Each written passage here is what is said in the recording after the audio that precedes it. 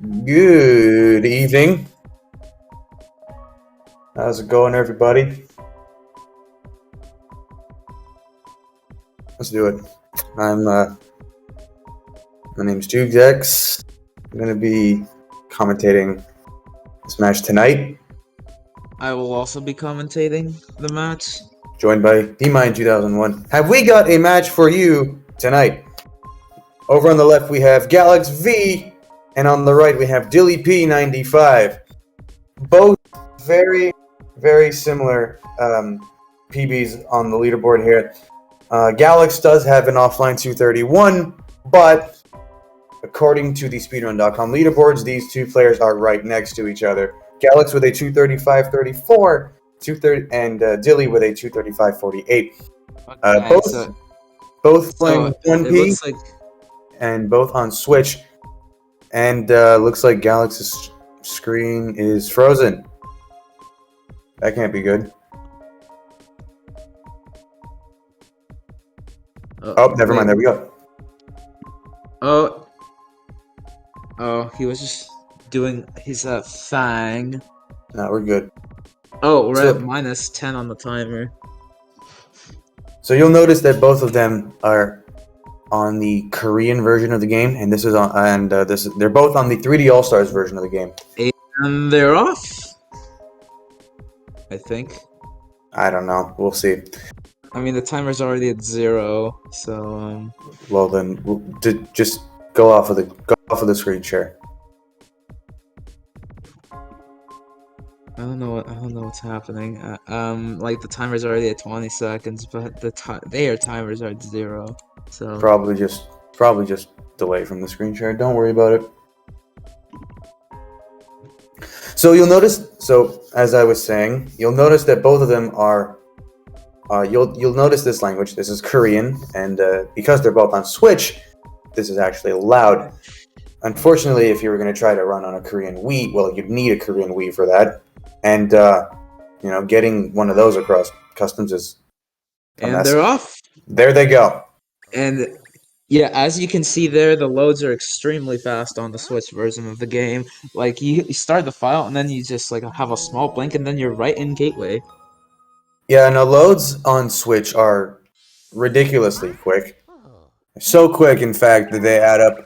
They save, I think, around. Correct me if I'm wrong here. I think around 30 seconds over JPVC on the Wii U, which is insane because Korean text also helps with this.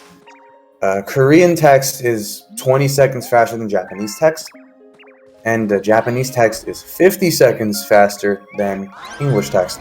So I think it's 52 seconds or something like that. Who cares? Around 50. But anyways, both of them are in this tends to be a reset heavy stage for most runners. I mean, yeah, this is right at the beginning of the run. You're you're catching 3 bunnies, and you're gonna we use the pointer a lot here because they're collecting star bits, and they're using the pointer to aim at the bunnies and shoot star bits at them in a very specific way so they can catch them quickly. And generally, if bunnies go sour, it tends to be a reset heavy point for a lot of people. I will switch to Galax V's audio for now because he's ahead by a bit. Whatever works. You don't really have to. It's really anyone's game. So we got a short little cutscene here. You catch all the bunnies. This thing shows up. You go up. You see this cosmic woman named Rosalina.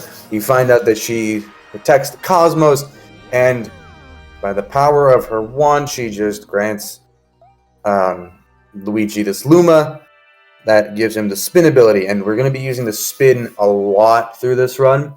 They're going to be using it any way they can to travel quickly.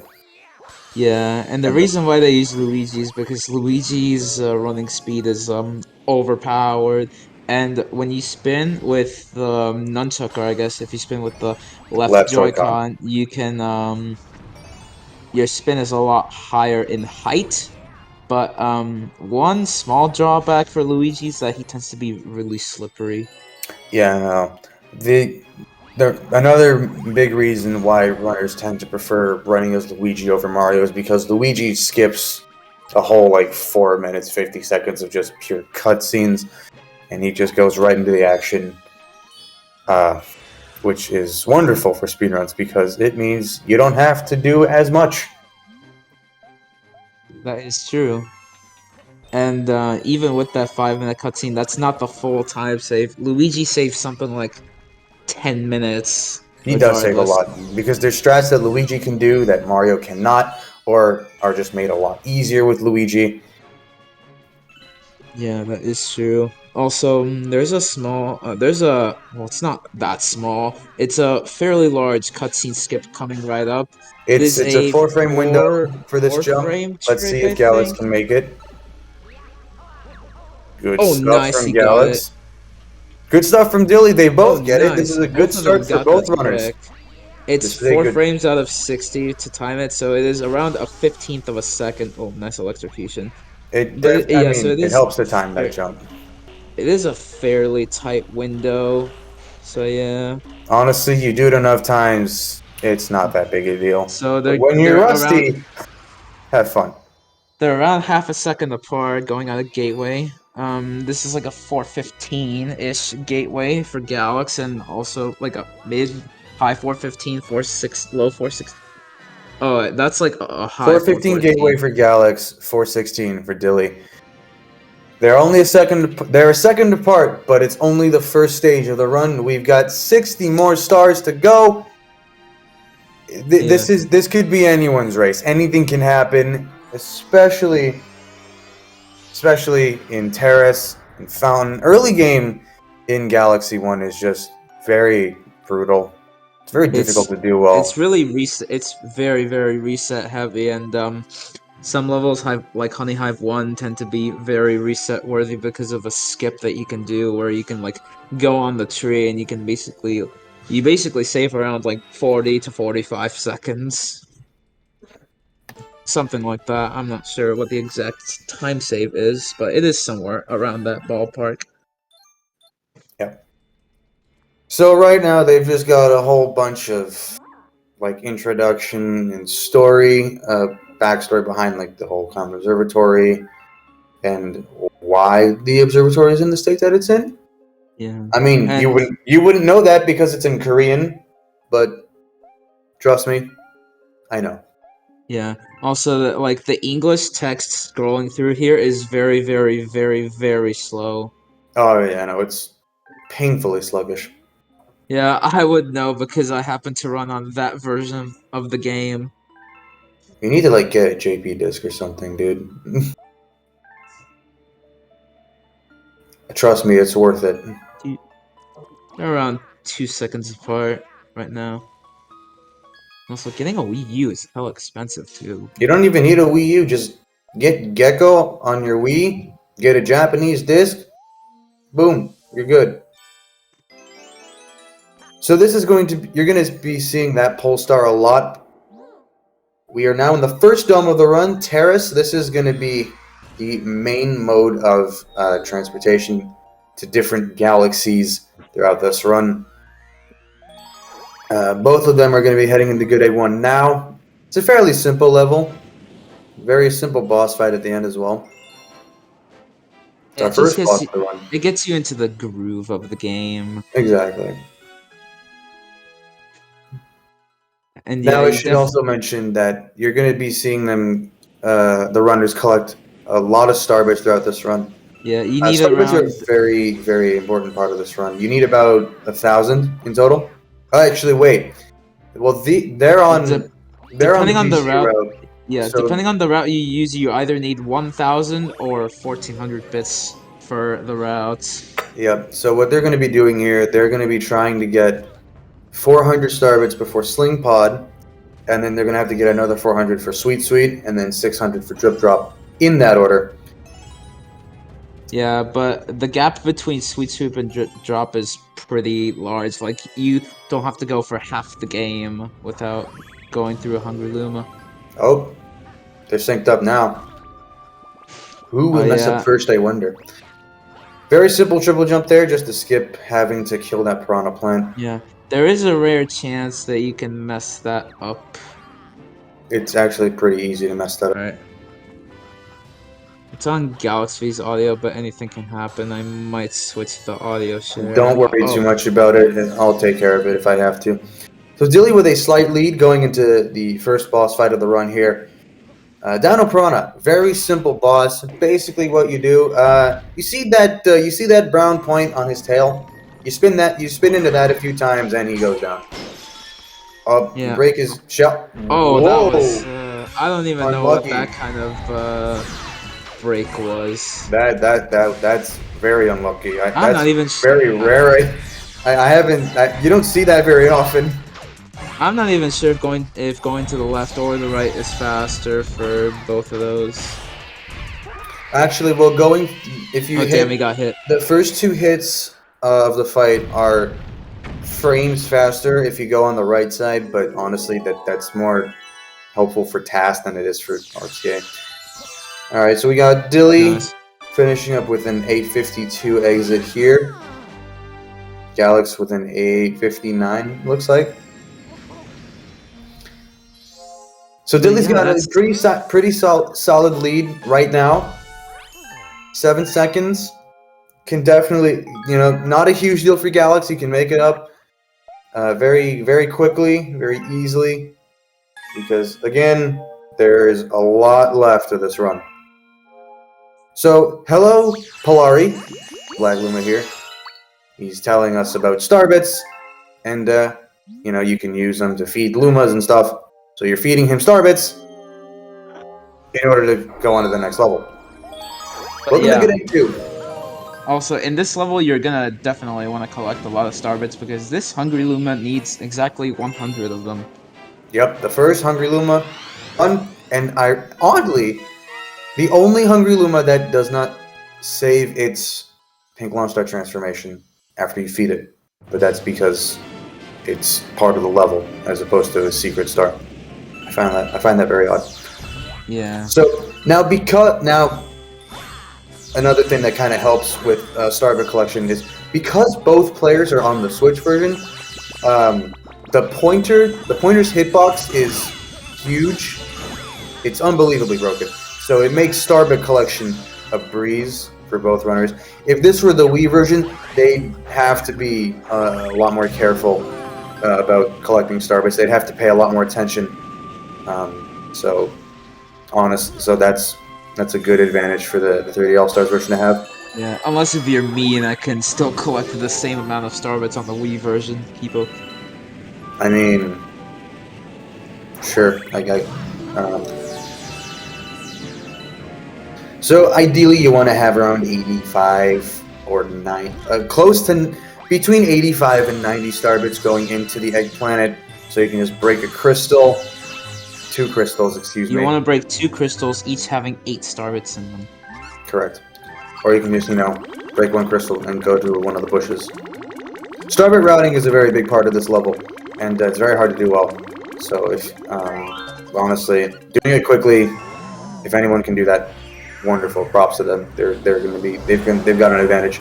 They have. So English is stupid. Dilly's lead is growing. Yep. Don't get too comfortable though, because Fountain can change things around right quick.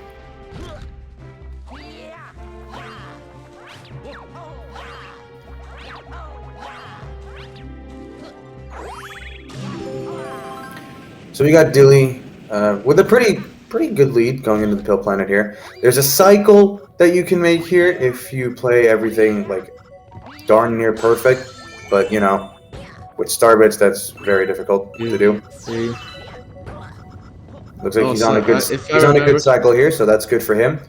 Let's see how Galax fares. Pretty good.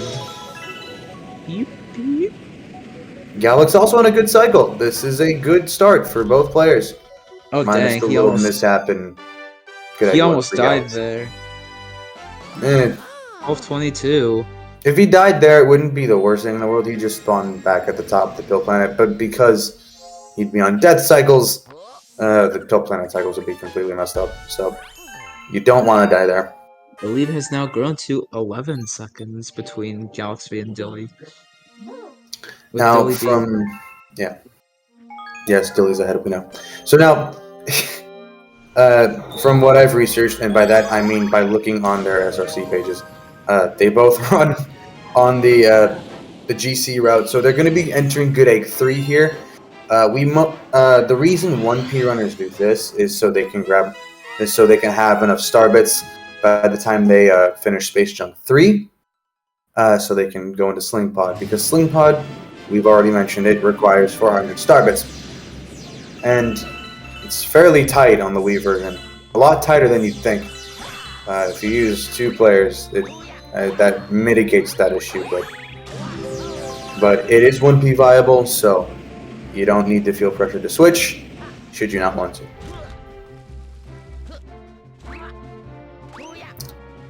Fairly simple triple jump there just to skip having to kill that spike. You know, we do a little pokey damaging, not a big deal.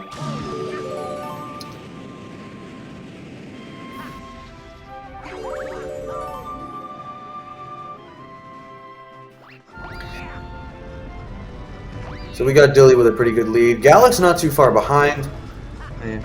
Sorry, going into the airships, and this is where we will start to encounter our second boss. I'm good at English today. I'm impeccable. Amazing. Yeah, this is in fact the second boss of the game, which King requires you to Caliente. throw like a bunch of coconuts. There is a little skip you can do to skip that bridge, but in a race setting, it's pretty risky. But there is a safer version with it, which Galax is going for. Nailed it. He just gained a little bit of time on Dilly there. Good stuff. So King Caliente, the name in the game here is that, he spits out fireballs, you dodge them, he spits out coconuts, you spin them, you knock them right back into his face. Yeah. Like depending on the route you do, you would either only do the star in 120, or you would do the star in both any percent and 120. Well, Good Egg 3 is now in the route for 1P runners for any percent. In which this is a star that I do not go to in any percent. Well, purely for starbit reasons. Also, the route that these runners are taking, GC route, it saves about 30 seconds over pushback 2.1, so it's definitely worth it to switch. Because from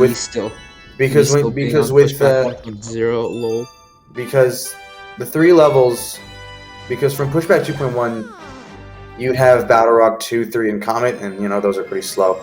So this route would replace them with Space Junk 3, Sling Pod, and Ghostly 2. So that's the route you're going to be seeing for both runners. So now we're going into Honey Hive Galaxy. Skip. Honey Hive 1 is a very brutal level. Also, Galaxy's not too far behind now anymore. He's doing just fine. He's keeping up real well. Again, this race can turn around anywhere. So Honey Hive 1 is a pretty tricky level. There's a skip. We do it, normally, casually. You'd you go to the bottom pad, take the launch star, go to the other planet. You'd use the bee mushroom. You'd climb some honeycomb. You'd crawl around the queen bee, get some star chips. And then do the whole shebang. Phooey to that. Instead, we're going to be doing something called tree skip.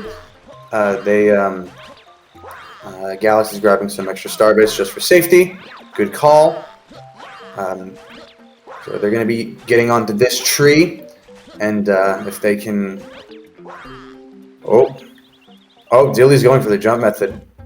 Nailed it. Nice. That method of Honey Hive 1 skip is a lot harder than it looks. You need to have good speed coming down, or else you're not going to make it to the second tree. So basically, you're tree jumping. Yeah, Galax is going for the safer option here. He's going for belly slide. Fairly simple. A lot easier because you can utilize Luigi's backwards momentum to carry you all the way to the second tree. backwards momentum generally in this game, it takes you a lot farther than forwards momentum. It's a lot faster. So any way we can use that to our advantage, we do. Dilly with a strong lead tonight. Yeah, because you went for the jump method, and Galaxy went for the other method that loses probably like 10 seconds. I think optimally loses around 8. It's not too bad, but you know, early time save helps a lot. So we're going back into Terrace here. We're going to be going into Honey Hive 2. And here's another skip that you can use the tree for, except it's much simpler. No, it's a lot. I'd say it's trickier because the camera is a lot more wonky. I don't know. I'd say it's simpler because you don't have to like I don't know what you have to not do here. But it is simpler for me at least, so I tend to go for it. I mean, I'll take it from here. Basically, what they're doing is they're going to be getting onto that same tree, and they're going to be They're going to be climbing the tower, ascending. So basically, that skips taking a launch star and a sling star. So you know, saves. It doesn't save as much time as you'd think, but it helps, and it also looks really cool when pulled off well. All right, let's see how Dilly fares here. I believe he's going to be going for a consistent setup. Ooh, very nice. First try from Dilly. Nice, pretty good. Dilly's doing very well right now. He's popping.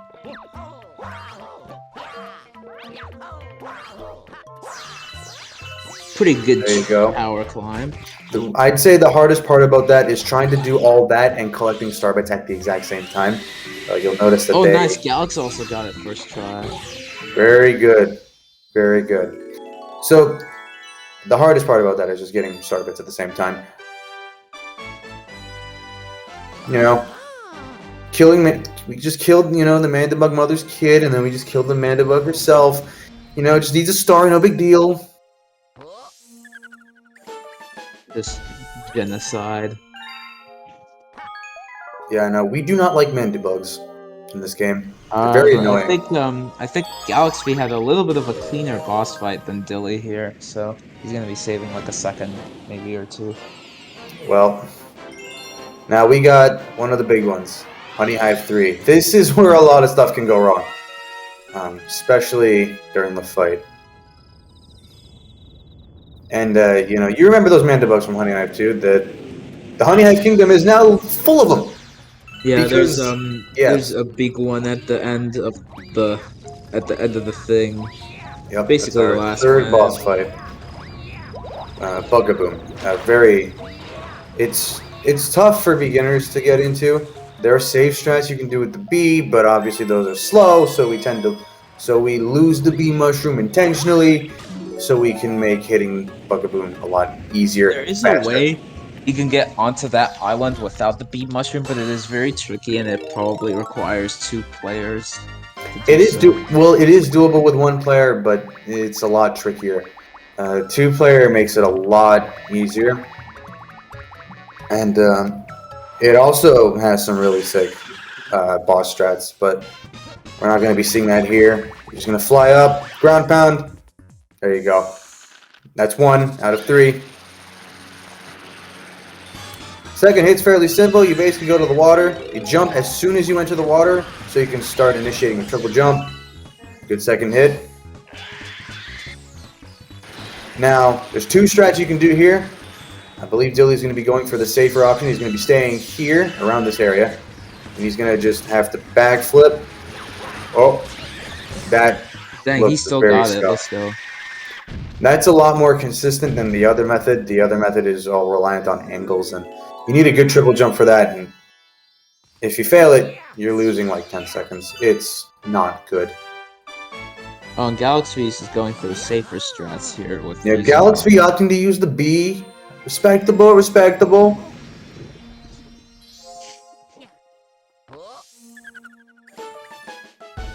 Galaxy is Galaxy B for this fight. Nice. I'll see myself out. That was really bad. Nice. That was not a good joke. So normally, because we did Good Egg 3 earlier, we do not do loop-de-loop in this route. I'm sorry to anyone who enjoyed loop-de-loop in Galaxy 1 runs. There are no more. Unless you watch 2P runners. So we're going into flip switch here. It's very simple. You see those blue panels? You turn them yellow. Turn all of them yellow, they turn green. They turn green, you get a power star. Bing, bang, boom. It's a very... It's simple, but it's very tricky to do quickly. Because You have to this deal. You got to level deal with is cycles also here. dependent on cycles, yeah. And there, yeah, you definitely want to get the cycle in which I call the Pog cycle, in which you get that switch that he just got over there before the red platform gets to you. If you don't get it, it probably takes like 6 seconds or something like Yeah, that. It just goes, optimizing flip switch is not easy. It took me a long time to get a good cycle there. Oh, oh missing the dang. start. Okay, well, Galax is going to be saving a cheeky second by default. Let's see how Galax fares. Uh-oh. I'm kind of nervous for this You want to one. make sure your turns on this planet aren't super Oh dang, wide. he missed the Pog cycle, so Well, he's gonna well, have I to wait mean, a bunch of time he's gonna have then. to wait just a couple seconds. His turns were pretty wide there, so I knew that was gonna happen. But I think he can still save a little bit on Dilly because of... Actually, no, he can't. He's losing time to Dilly anyway. Oh nice. So now, There is a all triple jump that- here in this planet in which casually you'd have to get a bullet bill in order to like break a cage that has a launch star that leads you that leads you to the fight. But there's a visual cue here in which you can get like start a triple jump, and by the end of that triple jump you would be able to get all the way to the boss planet without getting the bullet bill, and it saves more than 10 seconds. I Yep, believe Dilly is going for the harder cylinder method. platform triple. Ooh, first try. Ooh, Oh, Dilly ain't messing around, man. He means business. He's here for the win. So, before I was so rudely interrupted, this is the first Bowser Jr. level, Robot Reactor, and we just skipped all of it. And he is now going into the fight. I say we like I'm doing this. I'm not. no. And the Galaxy's also doing the triple jump too. Let's see what version he ends up doing. Oh, he ends up Galax is doing the... opting for cage triple strats, and comes Which at is he a comes at lot it from a more... different angle, and it's honestly I can see why some runners find it more consistent than a platform triple. I could never get it to work properly, so I would just stick with platform triple. Yeah. Platform triple, I think for me, I've never tried it in runs, but it looks much, much, much harder to do.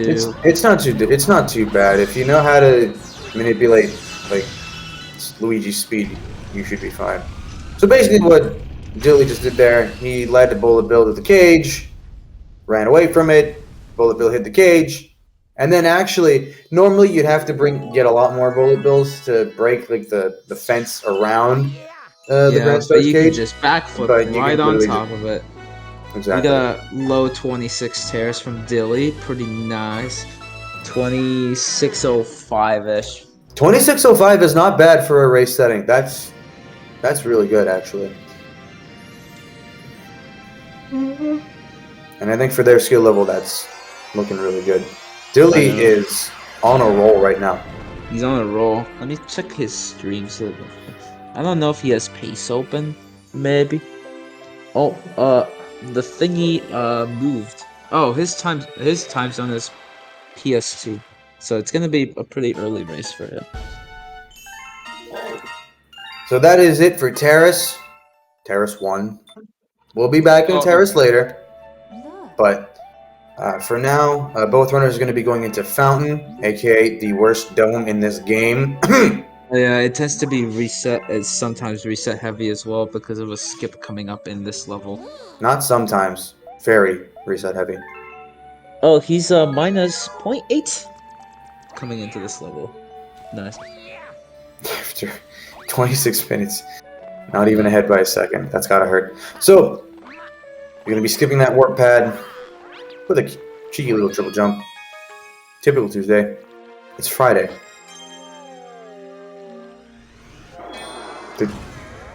I can't think of anything. Alright, time for Too much effort. probably one of the harder skips in the game. Yeah, this is a very hard skip to understand at first. Space Junk 1.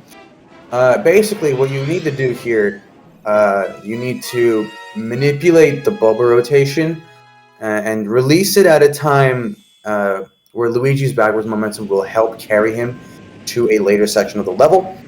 And there's a consistent setup for it. There's many setups for it, actually. It was found by Flygon Man, and well, I curse him to this day for finding this trick because I hate this trick. Oh yeah. See if he gets it. That's Ooh. that did not look that looked like it would have worked, but yeah. Dilly trying again here. Also not a good angle. This could be Galaxy's chance to catch up. I told you, Yeah, it it could turn could on be. a dime just like that. Because this skip likes nobody. And I think it's recommended that you face down for the skip to work better. I think I find it easier to face Well, down. you want to, yeah, you got to make sure Luigi's facing a certain direction. Oh, nice from Galaxy first try. Galaxy pulling ahead. I will now switch. Space Junk 1 skip working in his favor. Just like that, I told you, the race turned around. Dilly is not having a good time here. And there's also this triple jump called Sludgy Hop, where you basically skip the Toad rescuing sequence, and it probably saves an additional 15 seconds. Yep, that is what is known as a mega triple jump, and that is probably the most consistent and easiest mega triple jump in the entire game. Dilly, oh, that really hurts. He was doing so well out of Terrace. Yeah, he was like probably like 30 seconds ahead of Galaxy. Well, Dilly now just opting to go for the star chips. Quits. That doesn't want to lose too much. Doesn't want to lose too much more time. Although, I mean, he doesn't really matter. The silver star section there is also very tricky. And you know, you make one slip up and you die. And guess what? You get to do that level twice this run. Well, you've already done it once, so yeah. But yeah. Anyway, taking the casual way is very, very slow, and it probably loses like 25 seconds over just getting the skip naturally. Yeah, no. If you get the skip first try, it saves around 30 seconds. Yeah. And Sludgy Hop saves. I have no idea how. I just know it saves time. Probably like 15. I don't know how many. Semantics. So now we're going into Space Junk 2. Nice. So, ooh, that was a good fast Sludgy Hop from Dilly. Ooh. Pulling out the big guns. So now there's something very interesting about the boss fight in Space Junk 2. Generally, what we do, runners tend to come into Space Junk 2 before runs and manipulate the cycles on Camella to make sure, so that to ensure that Camella will throw a shell every time after you hit her with a shell, as opposed to you want to go into complete save. Manipulate the cycles in such a way that when you fire the shell in that preparation thing, also Galaxy's going into the ship for more star bitch. Interesting choice. He already got extra bits in Honey Hive 1, so I don't really see why he needed them, but I mean, I guess it's good for a race setting if you so you can be safe on star bits. Smart move. But you want to losing a little manipulate time, the cycles in such a way that when you're in the prep save file, like you want to wait to fire the shell until Camilla fires a fireball right after firing the shell. Correct. And after like in phase 3, once she fires a fireball, you're gonna have to wait a bit and then reset to the home menu. Yes. I noticed that Galax did not go for the quick first hit there. I can see why, because you can be shaking really hard and just miss it. It's annoying. But dang! Hit by the shell. That loses like 15. There goes 15 losing like seconds. 20 there. Oh. He could die here. Don't make 15 50. All right, now he's good. He got a coin for safety. Nice, he's good. That's good. Generally, though, about coins, you want to avoid them as much as you can because they get they create a text box at the end of after every star, and each coin text box is about a second, and over 61 stars, 60 actually, that adds up.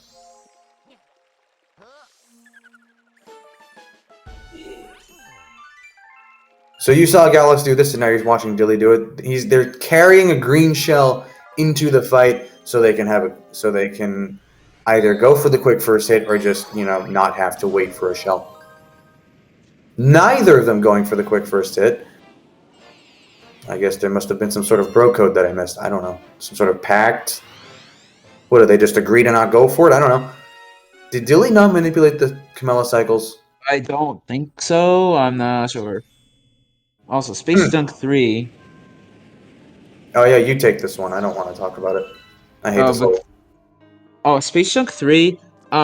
Normally this would be a star that you would only see in 120, but thanks to the going commando route for any percent, it is also in any percent.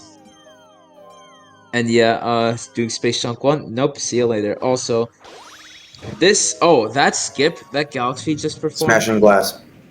Yeah, smashing I glass. love that. I love that shot. That's like my favorite part of this entire level. That's it. That's like the worst part of Space Junk 3 for me because sometimes it takes me like 5 seconds and sometimes it takes me like 50. I mean, that's certainly miles better than the boss fight in this level. Yeah. If one boss fight in Space Junk wasn't enough, how about a second one right afterwards, where you have to use Sling Pods, which are pointer based. I don't know what Nintendo was on when they made this, but no idea. They thought this was a good idea for a boss concept. That glass skip, if you crouch and spin in such a way, I think you have to get the timing fairly strict. You can go straight through the glass. It's not really strict. You just need to be standing in a certain spot. You just want to make sure you can get caught in the launch star's gravitational pull.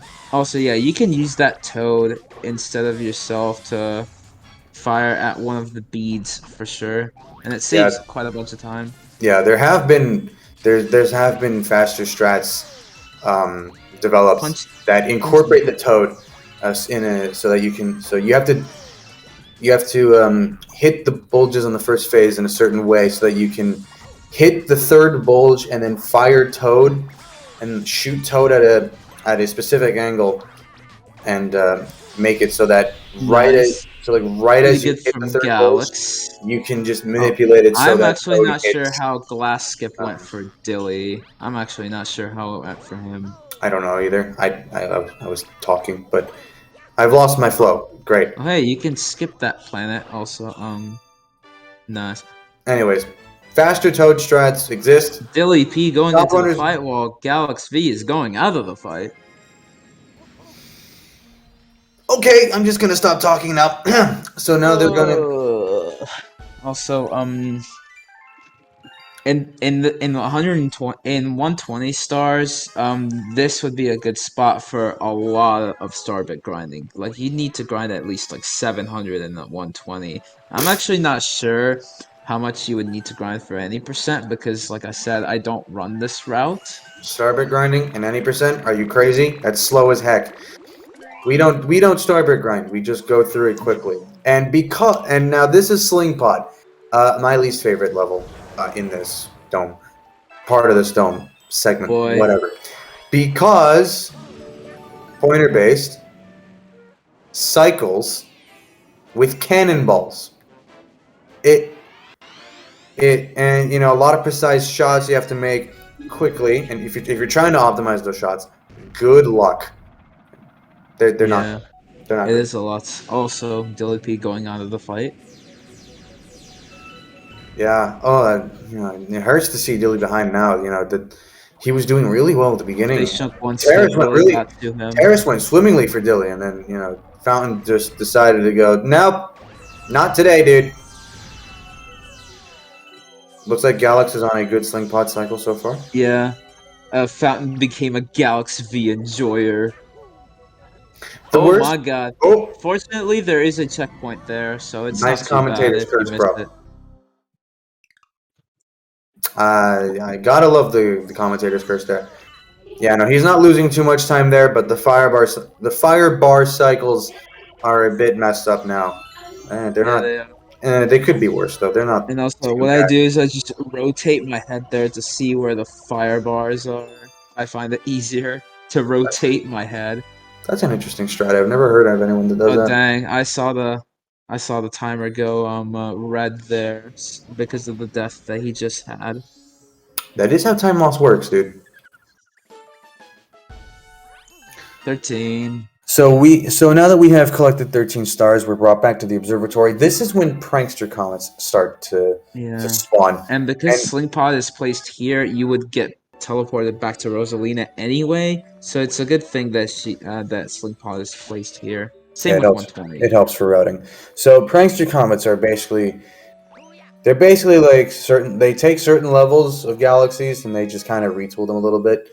They add a bit of a twist, very tiny, not too big in some cases. Some of them are just the exact same thing with a timer slapped onto it. Or the exact same thing with the Daredevil. I mean the Daredevil ones are generally shorter, unless it's multi-molten comet, but that's Yeah. not in this run. That's not in this run. You don't see Garden in this run at all. So I'm sorry, 120 star enthusiasts. This is not for you.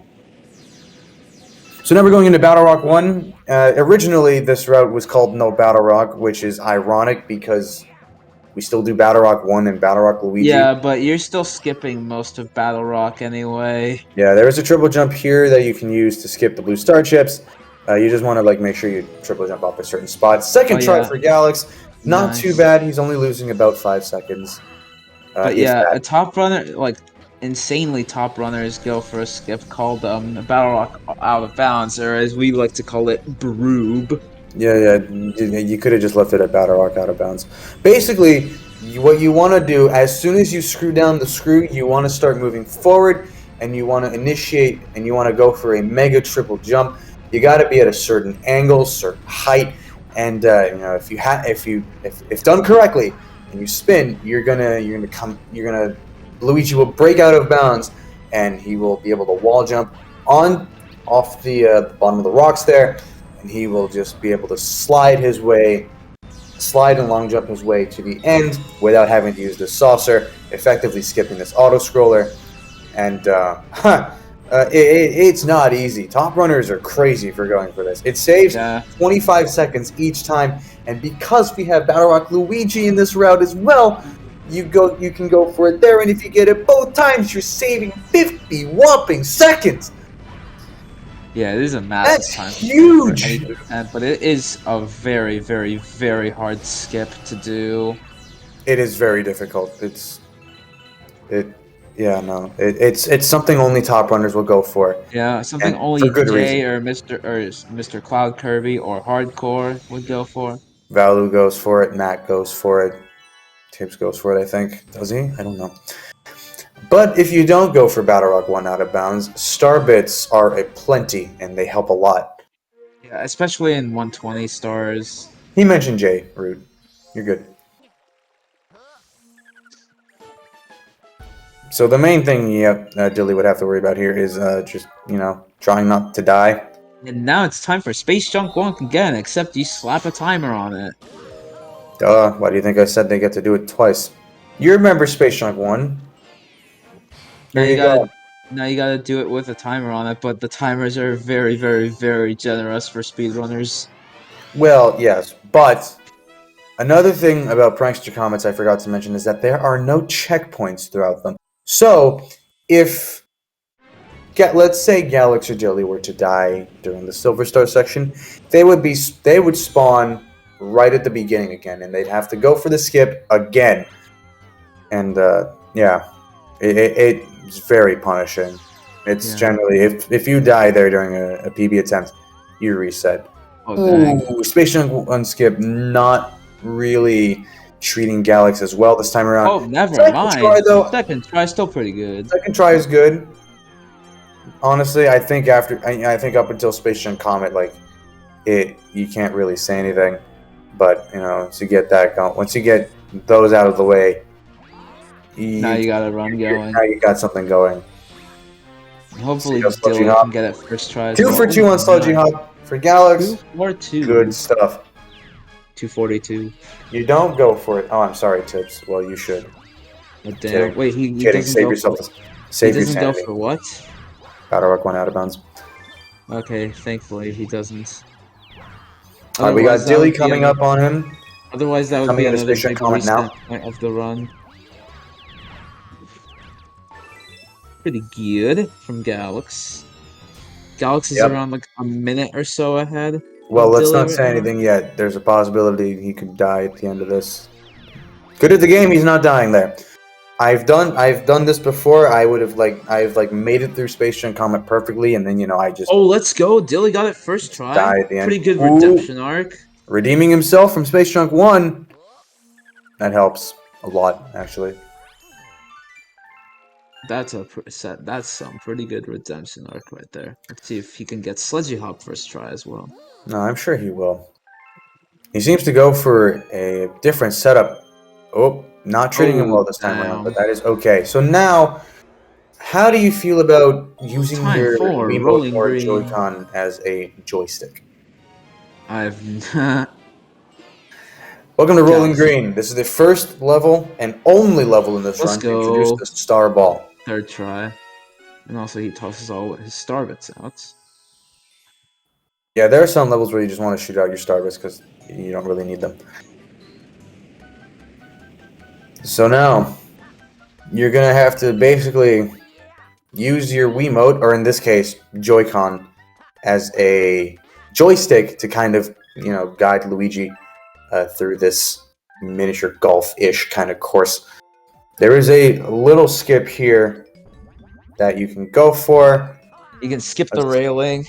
You can skip to further down the railing, and it saves quite a bit of time. Galaxy not going for it. I'm not sure to if play it Dilly's safe. gonna go. I mean, Dilly needs all the time save he can get right now, so I wouldn't be surprised if he does go for it. But failing it is pretty brutal. Ugh. Failing would cost him big time, probably like 15. It would cost him a little bit, yeah, quite a bit. That was a very clean Starball section from Galax. Now their lead is far enough apart to where they are exactly 1 star apart from each other.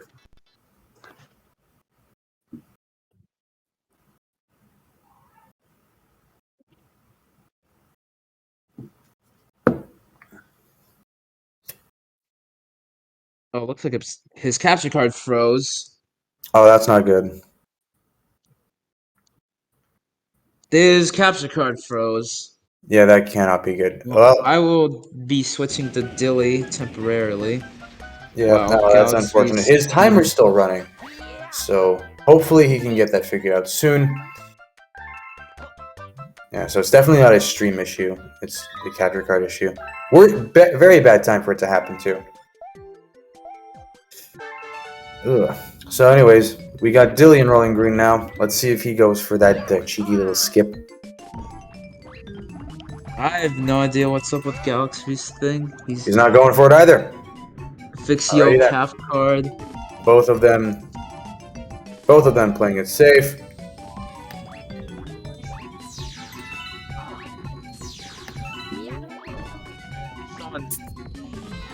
Okay. Fixio cap card Mickey D is here. Yup, mid bros in chat. Also, I forgot to mention that Dilly golded Sling Pod earlier, which is pretty dope. Oh, there you go. Unfortunately, I have no idea where Galax is right now because his capture card is not his friend right now. Yeah, his capture card crashed, so far we can only see Dilly's audio. But I have Galaxy streams pull up, and he's still doing. He's in Battle Rock 2. Or Bowser 1. Not Battle Rock 2. Whoops. Yeah, Battle Rock 2. No. So they're going to be going into Bowser 1 now. First Bowser stage. Not too tricky, but there is a skip here. In which you can basically skip that little going around thing, but just backflipping then death warping, which would make the cycles better for that next section coming right up. And there is a checkpoint, so you can't actually do that. Well, yeah, that's because you're gonna Oh be. no, signal! Yeah, you're gonna be like what you would do. Like you flip into the other gravity field before you die, so the game thinks you're there rather than here. I Yeah, and don't it know if saves. that worked. It probably Very has. good. Let's go. Nice, pretty good Yeah, from getting that first Dilly. try really helps. It's possible that you can do everything right and still fail it. It's happened to me many times, and it's no less annoying than anything else that happens. So there is a fast bump cycle here you can make, but it's extremely tight, and again, only top runners go for it. But generally the normal strat there is to just triple jump on top of the thwomp and long jump off it.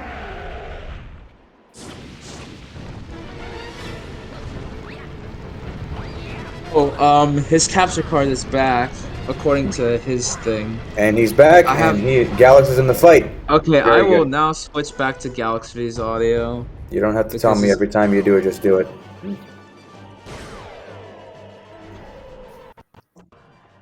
Good level from Dilly, though. yeah, pretty good from both of them. Yes, that is the only intentional death of the run. Any other deaths you see from now on are Or not supposed to happen. unintentional.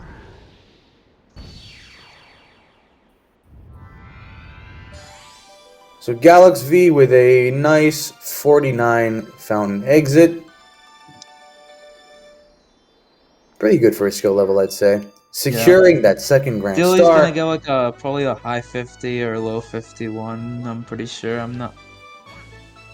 Yeah, we'll see how that goes. 49-24. Yo, nice. That was good. This fight is also pretty technical. Not too bad. You want to spin the Bowser at certain points so you can cancel his attacks. The first fight isn't too bad. It's tricky to optimize, but everything's tricky to optimize in this game, so I'm going to be sounding like a broken record. But they are faster. They save a few seconds. I don't know the numbers, so I'm not going to pull any numbers out of my rear end. No thanks. Anywho, enough of that. Galax going on to Kitchen, the third dome of the run. You know that. And yeah, Beach Bowl 1 is a thing. Yeah. Beach Bowl 1 is very reliant on tilt. I can't really explain tilt without getting complicated.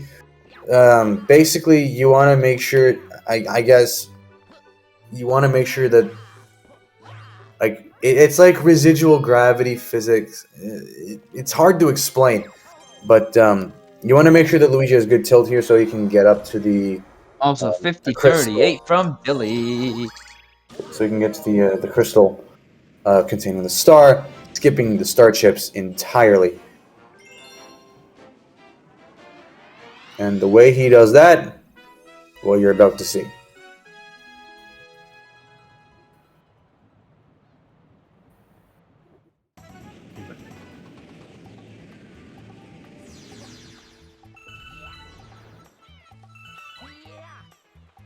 So we're going to be long jumping over here.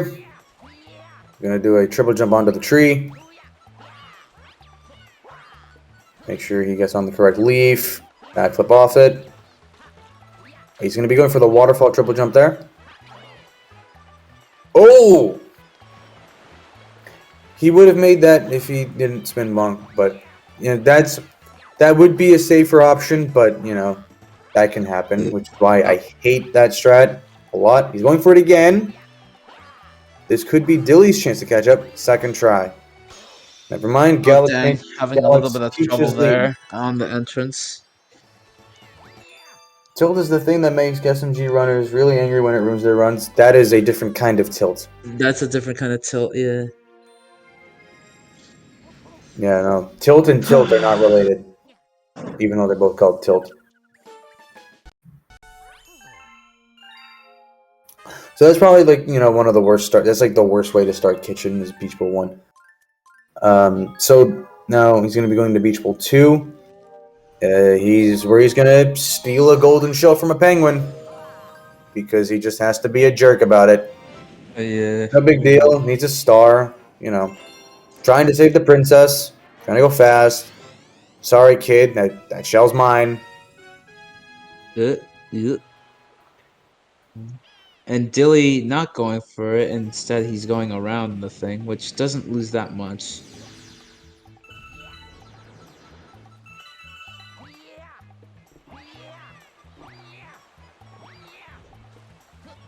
I mean, you can have bad tilt in Beach Bowl 1, Shadow. It it it does not help to have bad tilt there. So he's talking to the coach, stealing the shell And then because you just get a Luigi's a star bully. for it. Lols. You know, it's funny because as soon as you bring the shell back to the coach, he afterwards he starts to he that's when he questions if you're one of his students. You know, he didn't know that before. He's the only guy that's not a penguin. That star is actually Yeah. very hard to optimize, by the way. Doing that star quickly is not easy. I think that's an auto scroller type level. Yeah, the swimming at the start is crucial to optimization. Oh yeah, you break the shell right in his face, but that's purely for comedic effect. Doesn't really. Yeah. But it also helps that you can long jump with the star. Forgive me, I am pulling words right out of my rear end. I cannot think properly. I've been up since 4 a.m. Help me. Oh, damn. Beach Bowl 3. So in any percent, we do actually. Well, now in both any percent and 120 start. I need to stop You talking would about do 120. Beach Bowl 3 first because it has better Toxbox cycles. Yes, yes, it But I does. think in my experience, they are very hard to pull off. Also, nice notification They're in really the not corner. too. They're really not that bad. Like you need to practice them a little bit, but I find them to be generally more favorable. They save a little bit of time, so it's worth it to go for it. Yeah, that's why I still go for Beach Bowl Secret in both any percent and 120. You need to like step up your strat game, dude. Or you can long jump right there, and it's a lot more free. Galax, that's the first part. All right. Well, looks like he's going to be making a bit of a slower cycle here, but as long as he doesn't die, he's good. Now this skip saves It a lot of saves time. like 15 Loses 30 if seconds. you miss it though. Oh, Oh, very first try. nice. Very good. You can also do the skip in Galaxy 2, but you have a little bit of a different setup for it. But it's still around the same difficulty. Do you see Galaxy 2 around here? I mean, I don't know what Galaxy 2 is. It doesn't exist. The time to do the Fang. There goes 20.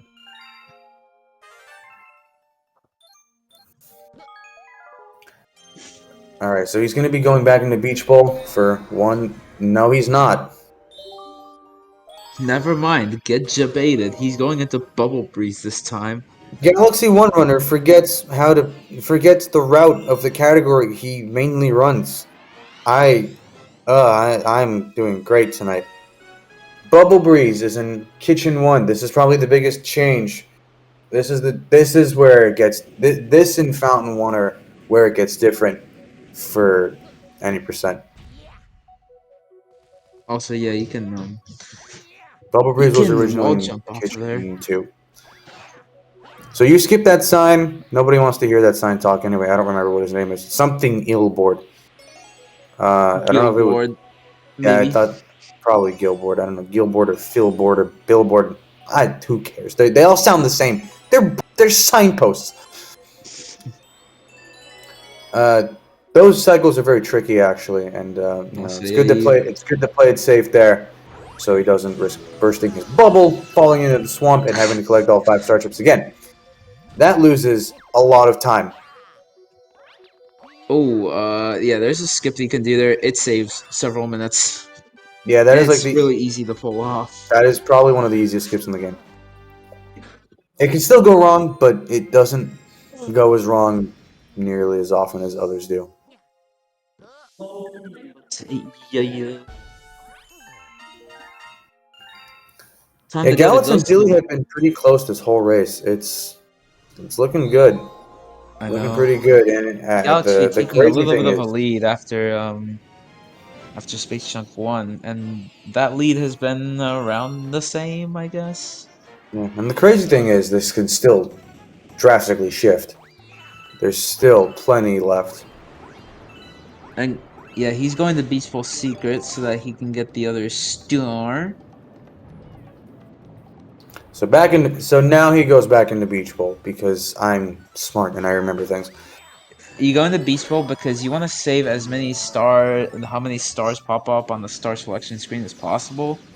So because you want to save three, because you only want three of them at one time, you delay the comet for later on purpose.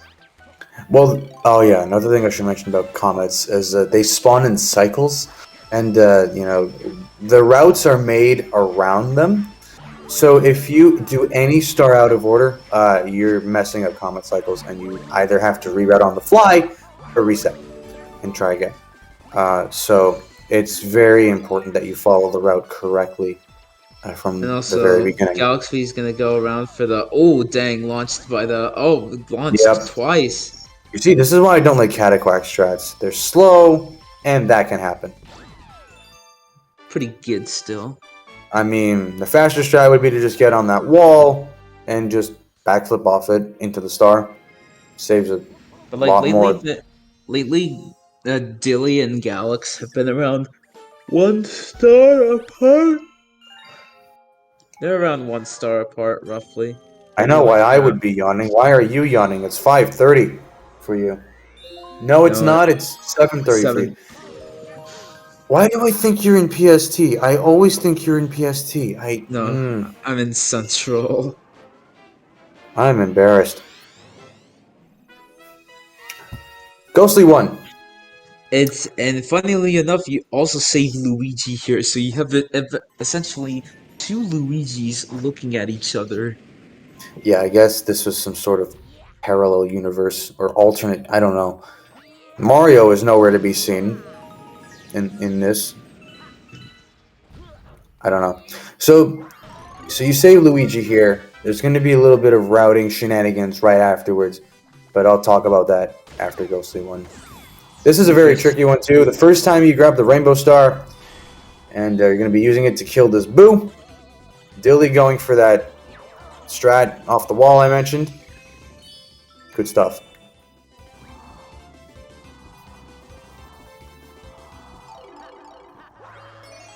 That is also a safer strat.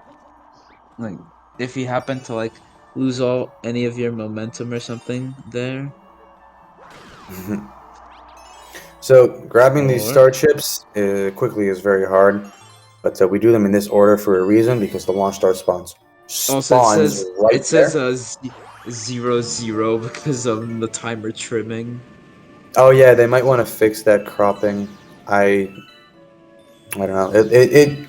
I don't know. I think if they didn't have like the hundreds and the decimals, it wouldn't be an issue. But it's not really Not really an their issue. not really their fault. I know I know where they will be on timers.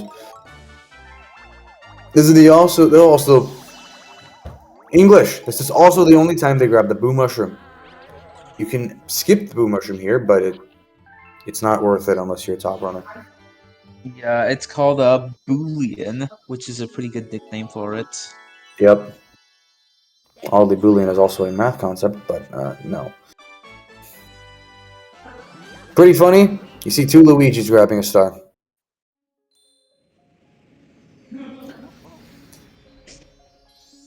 So now, because we save Luigi here, we're going to be going into Sweet Sweet. But what we do here, Is you want to talk to Luigi first because he allows the letters to spawn, and if you don't talk to Luigi, it could be very very bad. oh yeah. So what we do is we feed the Luma first. While we're about to be done, we long jump towards Luigi. we go talk to Luigi, and then we come back for the pink launch star. The reason we do this is because launch stars in Galaxy 1 take about a second or two to activate once they spawn. And, generally having to wait for them is pretty annoying.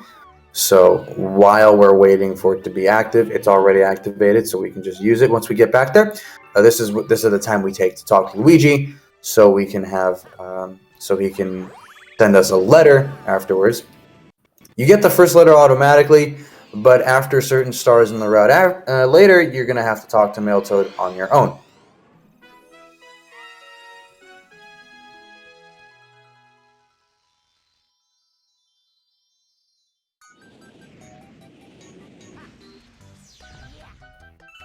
So Sweet Sweet, this is a fairly, it's straightforward, it's short, but because it's cycle-based, it's also really hard to do well.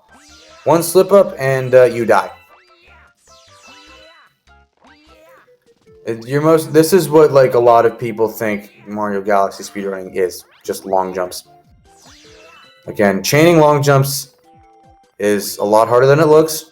Grabbing a 1-up for safety, nearly plummeting to his death. But Galax knows what he's doing.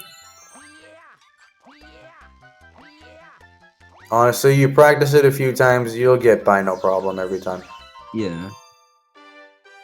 349. 103.49. Yes, 103.49 exit.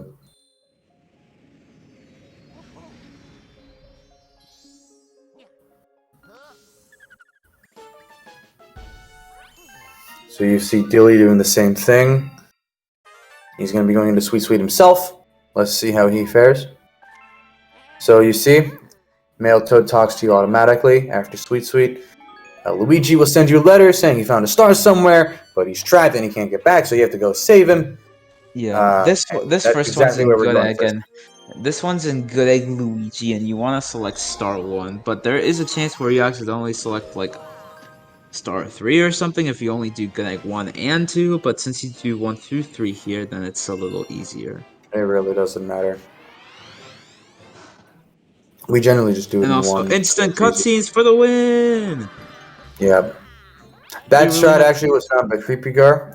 Shoutouts to him. Very Yeah, good strat. it saves like 2 seconds-ish doing that strat versus just triple jumping. Yeah, very good strat. I love that strat. It's great. It's Yeah, my it's great. baby. So there you go. You're going to get to see 2 Luigi's again. So You now... get to see them 2 more times in this run. Yeah, you will. So now we're going to be coming up onto our second Prankster Comet of the run. Hive Comet. Cosmic Comets are cosmic races. So you basically Exactly race what they a sound comet like. clone of yourself.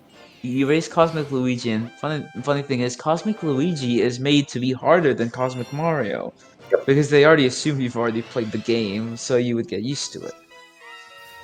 Yeah, I mean, a thing we do in these races, you can, if you hold Z during the countdown, and then you release Z and hit A like right as the go text appears, Luigi will get a massive burst of speed and a huge Yeah, head he can start. go super duper fast. Or rather, in the Looks like- in the case of the Korean version, start. Galax missing it there, unfortunately, but it doesn't really matter because we do a skip here anyway, so we can, beat this guy by a You just landslide. go yeet, and then spin. Then you're Yeah, done. Galax went for the safer version there. A little slower. Generally, what mid to high level runners do, they would just go onto the fence, slide off it, and then they would spin at the correct time just to have Luigi's backwards momentum carry him to the platform so he doesn't die. They're both on the. And They're world both record level runners do an even crazier strat, which would take them directly to the star, but it's very risky. So that's Terrace 2 done for Galax, and we will not see Terrace again until the very end of the run.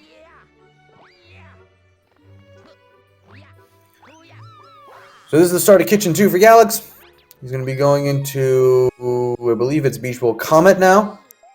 Yeah, because it's at 26 stars and the comet will have already shown up. Every comet, with the exception of Terrace, spawns on an even number of stars. I did not know that. I learned something new today. One. Oh, nice. Dilly with the speed burst there. There you go. That's what I was talking about. So Dilly's going to be going for the faster strat. Ooh, For the slightly harder strat. still Ooh. make it work. Yeah, that still works, but it's ideal to have Luigi slide off the fence. And you need enough speed to get that going anyway. So Beast Ball Comet with the cycles. It's basically just Beach Bowl 3, but faster. Fun fact, there are only 2 fast foe comets in this game. And we Only do them 2. both at 90%. Yeah, because they're all pretty fast. Oh, Ooh, Galaxy missing the Galaxy skip there. missing That's the going to skip. cost him a lot. It's costing him about 30 seconds or so. So this could be, he doesn't want to miss it. He does not want to miss it again, or else Dilly will definitely catch up. So this is not looking good for him. Yeah, another thing about the Switch version is that if you're using Joy-Cons or Pro-Con or something, the control stick does not have any notches, which can make Nice, he got it. setting up some of these tricks a lot more difficult than on Wii. So we're spoiled because we have notches on our nunchucks, but so props to 3D All Stars Runners for dealing with that issue. And my second try, not too bad, but his lead is shrinking, and A little bit, maybe, unless if Dilly also fails it, which could happen. maybe he's starting. Maybe Galax is starting to sweat a little bit. He's going back into Ghostly Galaxy Ghostly here, 2. going into Ghostly 2. I almost said Ghostly Comet. Yeah, What's wrong? What's wrong with me? Boulder. No, nobody likes Boulder Guys. Boulder Guys is slow as heck. Nice, Dilly got it first try. Oop, there you go. Then again, the lead is still quite big. Well, yes, but it can literally go wrong anywhere. Except for Ghostly 2. If you die in Ghostly 2, something's wrong.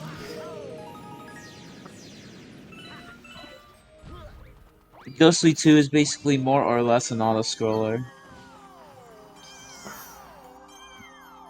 It's a race against the Spooky Speedster. This is the first. This is that Big Boo's first appearance. He appears twice throughout the whole game, but we only see him once, 90%, because Garden is slow, or getting to Garden is slow. Garden actually has a lot of fast stars, but the process of unlocking it, It requires you to fight Bowser Jr. 3. It's too slow to be worth it.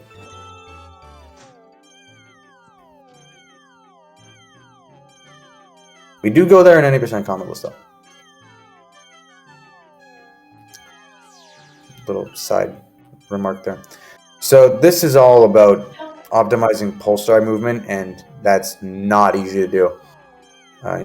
One wrong move and you're going to be bouncing against those bones a lot.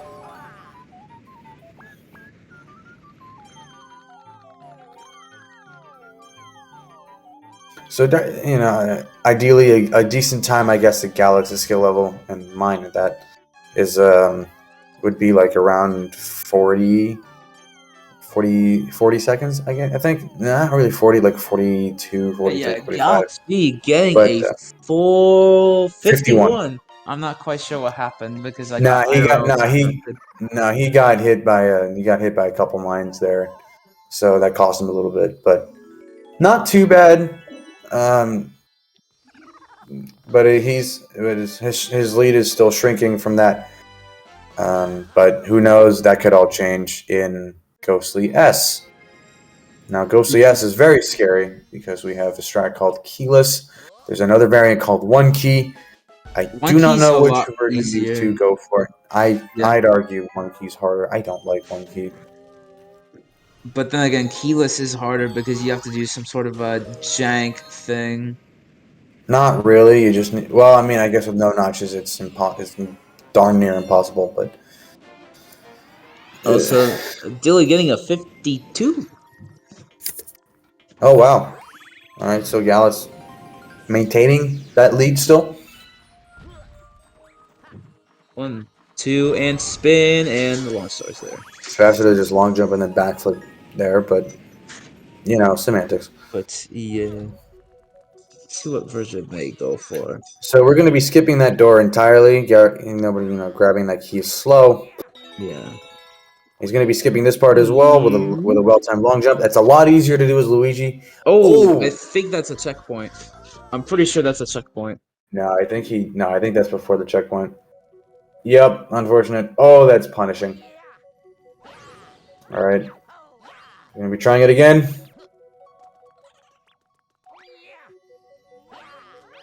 All right, now he really cannot afford to mess this up. Oh, he looks like he's going to be going for... Probably going to be going safe after that. I don't blame him because, he's already losing time from that first death. Probably does not want to compile any more additional time losses on top of that. Yeah, the lead is down to around half a star.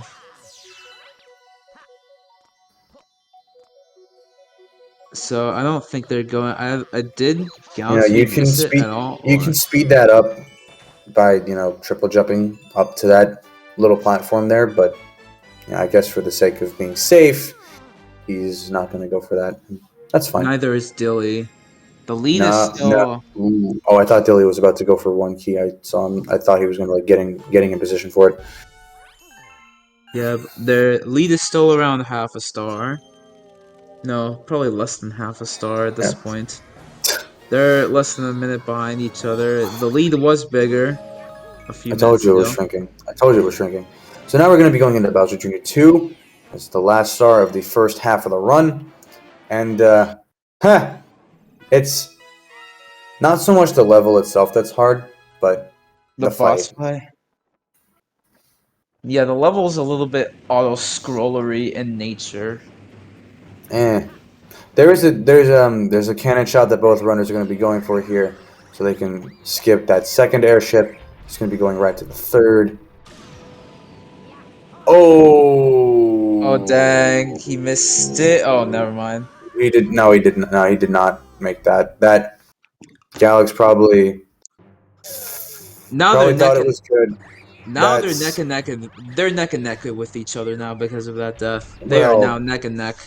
Now Galax still has a slight lead, but he's gonna need to do some work to maintain it, or just he needs to play well to keep it going. Essentially, they are neck and neck. It went down from half a star to barely any. Yep. On Wii, that shot is a lot easier to do quickly because you can basically just hold Z in the cannon, zoom out.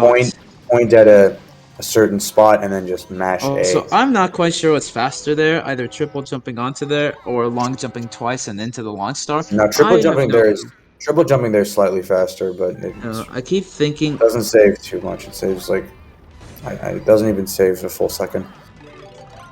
So this fight is notoriously bad because it probably saves mere frames. Generally, if you mess up one thing in this fight, the whole thing goes wrong. It all falls apart. There are consistent strats that runners will go for. Looks like Dilly is going trapped. Oh, Galaxy now ahead. Dilly is now ahead. Yeah, Galax is now behind. Just like that, Dilly is taking the lead. Get it. Okay, now you have to do a thing, in which still could mess up for Dilly. Never mind. Oh, they're very close now. They're essentially they're neck about and neck. a second. They're about a second apart now. So unfortunately, that mishap on Galax's end shrunk his lead a lot. Basically down to 0, where Dilly is now ahead by like a second. I told you this race could turn around anywhere. So 116 for both runners. 116 first half is not too bad for the skill level. That's really good, actually, I'd say. Despite the mistakes they both had. So now we're going to be going into the more interesting part of the run. We're going to be going into first Fountain 2, and then Bedroom.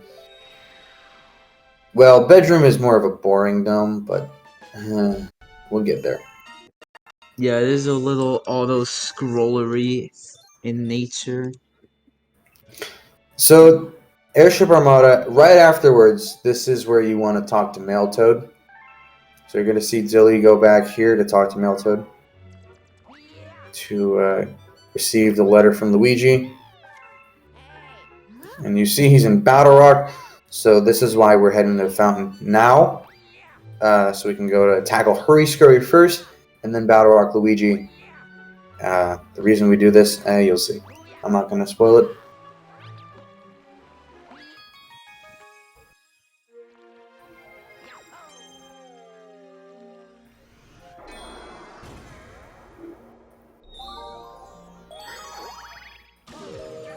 Ugh. Excuse me.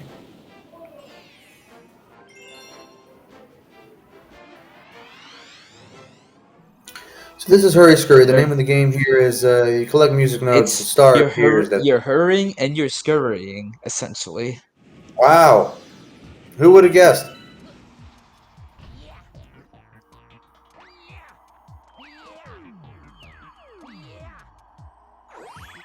Yep, it's easy. You collect the music notes, you get a star, that's it.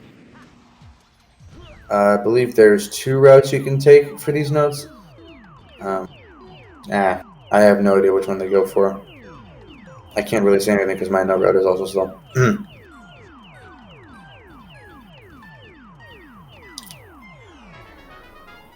Alright, Tilly gaining a few more seconds on Galax there. It was a very clean Hurry Scurry from him.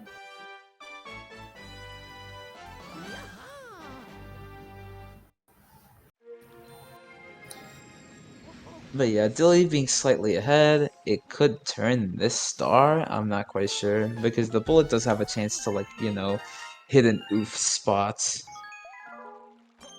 Yeah, that's true. Yeah, Battle Rock Luigi can go wrong in a couple ways. The triple jump cannot work. The bullet bill can work against you. If the player really isn't paying attention, they could die in the auto scroller. If they're really crazy and they're going for Battle Rock out of bounds, they could get it and then die, which loses time. Looks like, oh, okay, well, both players were struggling with it. Dilly still keeping his lead.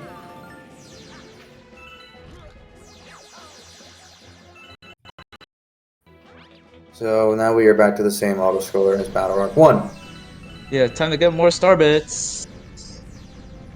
Yeah, I know, Starbits help a lot. It's great for Starbits.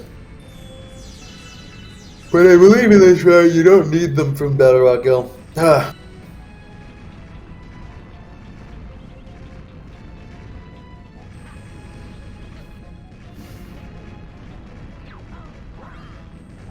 There's not really much to say here, you've already seen this.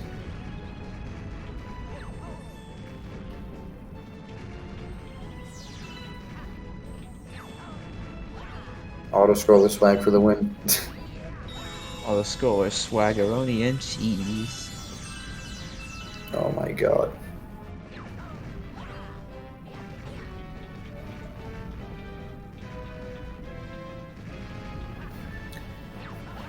So yeah, no, not too much different here. The only difference is that, you know, Luigi's cage is on the bottom of the saucer as opposed to the top. The bottom, so you want to, like, wrap around the thing and... Oh, so crazy different. So there is a chance that this bullet bill can work against you. Dilly versus Galaxy lead now growing, as a matter. Actually, I'm not sure if we went to the bottom in the first place. Oh. Now this is you'll notice that this power star is green. And it will become... There's a reason for this. There's a reason we grabbed this star now. It's because it respawns you at the start of the observatory, and from there it's a much faster transition from there to freeze flame, which is better. Because with every there are 3 green stars in the whole game, and with not everyone, but if you with the first one you unlock, you grab, and the third one you grab, you're spawned back to the observatory, because they have like a little cutscene telling you, oh, you got a green power star, And then that's very it convenient. teases like what's later in the game, but in this route you only collect 2, and the second one actually doesn't bring you back at all. Yeah, I mean, having Battle Rock Luigi there, that's convenient for routing purposes. So generally, a run like this is around 2.5 hours long. It's very long. It's very daunting for a 90% category. Yeah, compared to some of the other games, which has Sunshine has a 113, 64 has 70, which is around 47 minutes. Yeah, it's really well. That's if you're good. So both players are now in Freeze Flame 1, one of my favorites. Yeah, Freeze I Flame think this Galaxy is is pretty dope. Yeah, I'd say this is where skating is introduced, but Beach Ball S exists, and Yeah. you're gonna see some good use of the Ice Flower in this level as well. I forgot to mention the Ice Flower completely when they were both in Beach Ball S. I'm smart. But yeah, the ice flower you can basically skate. You basically create ice below you, and you can skate on top of it, which is pretty dope.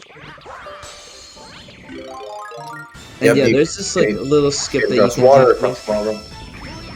There's a Yep, little they're gonna skip that be you can do jumping onto the here blocks across here. this one question block, and it allows you to skip all of those swamp thingies that like jet out.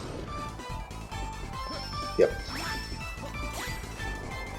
Ooh, messed up It helps a lot, fight a and little bit. you need the Ice Flower Ooh, to yikes. get up to the arena with Baron Bird. This fight is annoying because sometimes your spins can just not register, and he will not be affected by them, even though you are clearly spinning in his range. It is ridiculous. Nice. Galaxy back ahead now. Yep, Galax taking the lead back. Not by It's gonna much, but it's still something. it's gonna it's gonna be coming back and forth. It's gonna be like this a lot. Yeah, no, I'm surprised at how close this race is. They're doing really well, right? They've been close the whole time.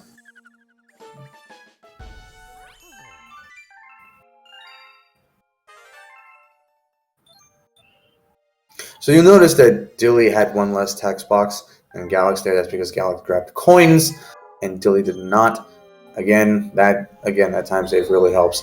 All those 1 second coin text boxes, they really add up. So you want to try to avoid that BRB real quick, so you can as much take as it from here possible. for a bit. I'll be eating dinner, so yeah. Okay. I'll be back probably like at the end of the run, Would but have been I'm quite nice to hungry. warn. Would have been nice to warn me before that. Okay. Well, Yeah. thanks.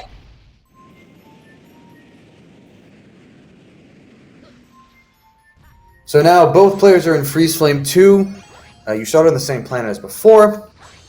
They're going to be collecting 5 starships here, so they can spawn a launch star and some pole stars. Spoiler alert: we don't need those pole stars because we're speedrunners, and pole stars tend to be slow. So what we're going to do, not that, also not that. Okay, and Dilly takes the lead again. You saw Dilly do it. So basically, he just long jumped to the launch star there. This is not a good looking situation for Galax because if he takes damage one more time, he's gonna die. Dilly is gonna be going for the standard strat here, as is Galax. Good stuff. You basically long jump to the other gravity field, and you end up here. There is a lava boost strat that is faster by like 0.6, but again, it's by 0.6, so it's not really worth it. Galax taking a death, but it's okay. He just spawns right here, so he can try to skip again. He's only losing about 10 seconds, but that is painful. It burns, dare I say.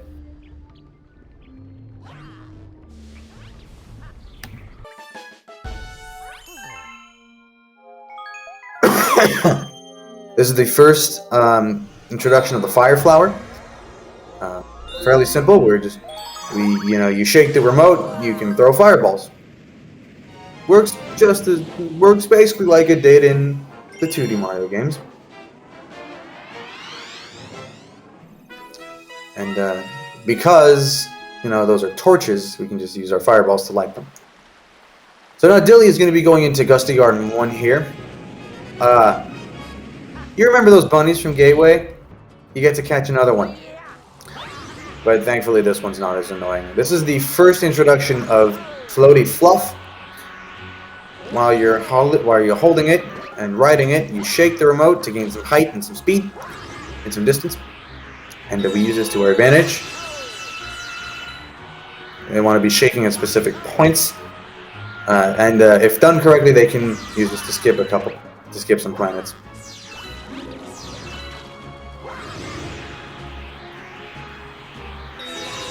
You're going to spin right there. It's going to wait a little bit. You're going to spin with the wind. Beautiful. One more. Spin. He's going to be skipping all those other planets and coming onto this one here. This being planet here. He's going to do a well-timed triple jump. Spin in midair. Beautiful. He's going to be coming up to this piranha plant. Let it come down. Boop its head. Launch star appears. Grab star bits. And blast off. Hello, Jay.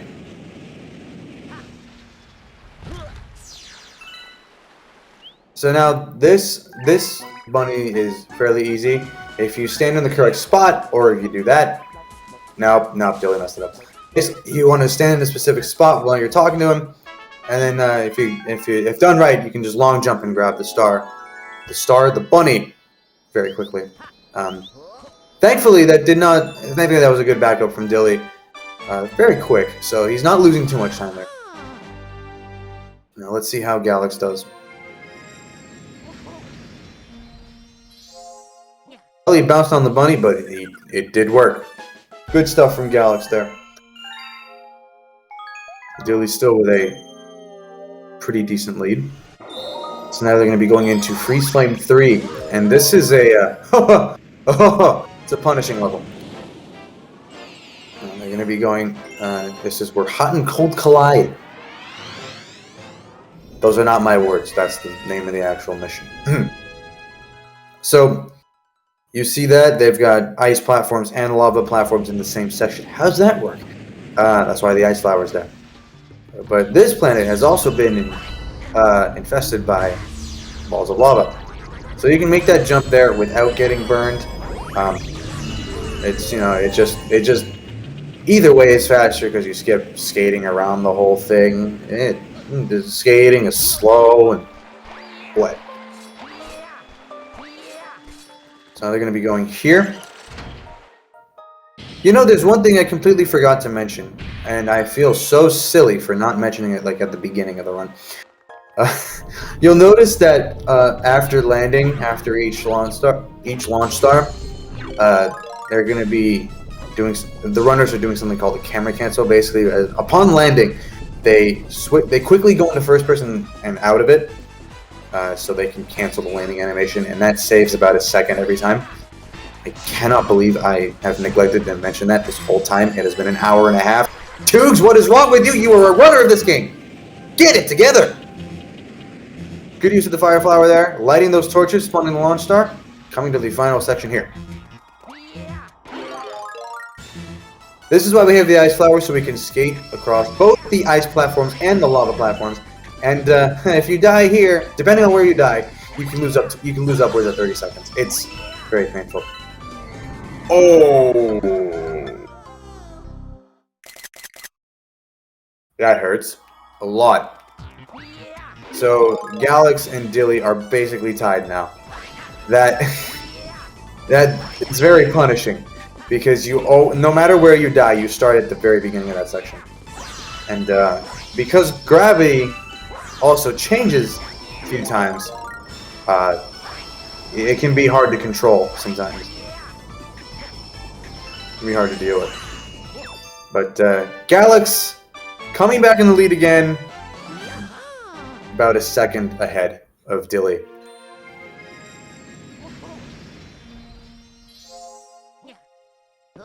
Yeah, this race has been going back and forth the whole time. It's been they've been swapping the lead like I want to say like 5 times at this point. So now they're going back into Gusty Garden. They're going into Gusty Garden too, and I strongly dislike this level for reasons. But I guess for the sake of explaining this, I will explain it. There's going to be this question mark planet, and there's going to be 3 moles on it, and they have to make it so that they're going to have to kill those moles in a certain order so that they can advance quickly. And you need to have a good camera setup for it, and sometimes it can just go horribly wrong. And if it does go wrong, you lose a lot of time. It's not good. Anyways, both players basically tied right now.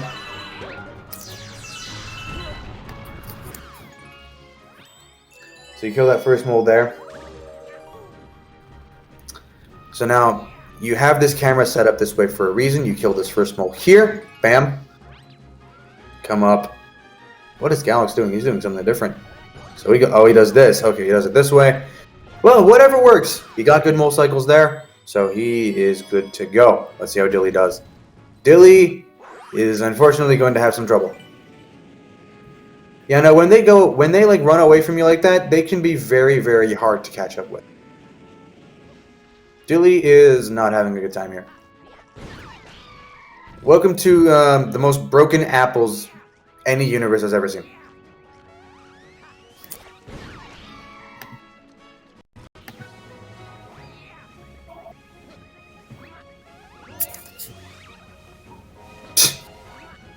They're going to be ground pounding certain stumps so that the inchworm will inch forward.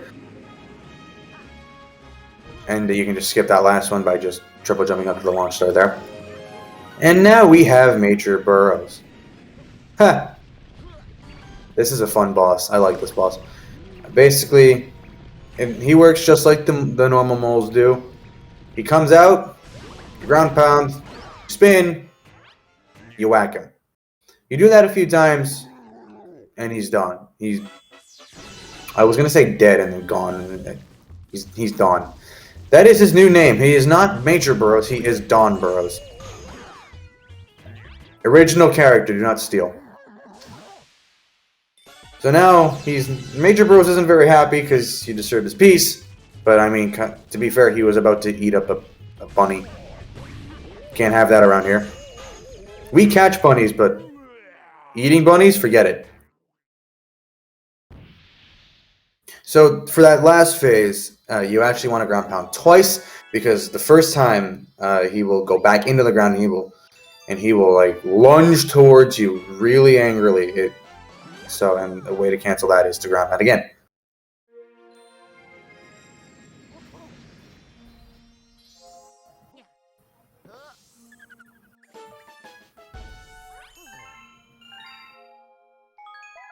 So now they're going to be going into Freeze Flame's Secret. This is a very hard star to optimize, not even optimize, to just do well.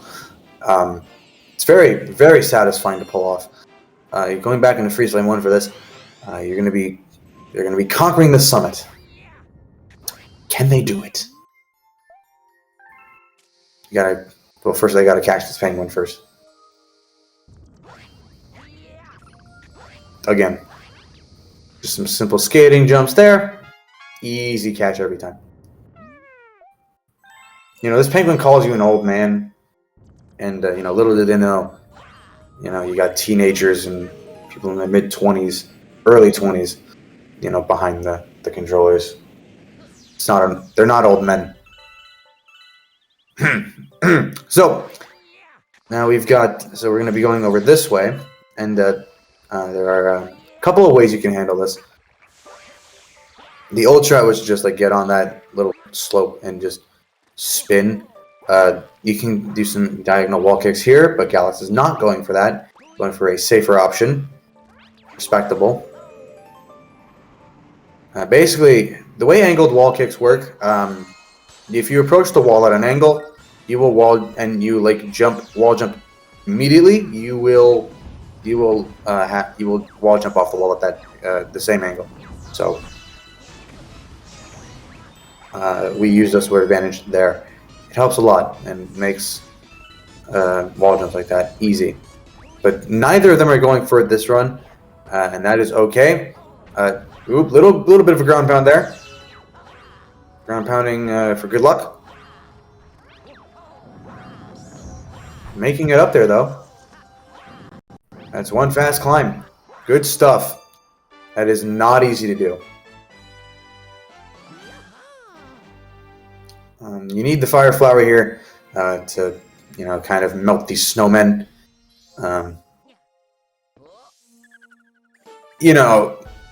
Sure, I don't know how Dilly's alive, but he's alive. He's alive. That he should not be alive. He should have. He was literal pixels away from sliding off and dying. Anyways, Free Sling Comet. If you remember that punishing section at the end of Free Sling 3, no worries, no lava here. It's all ice. It is yet another cosmic race, and this is a fun one.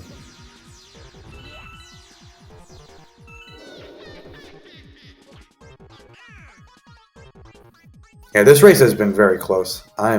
This is one good race. Let's see if he gets the boost here. Beautiful stuff.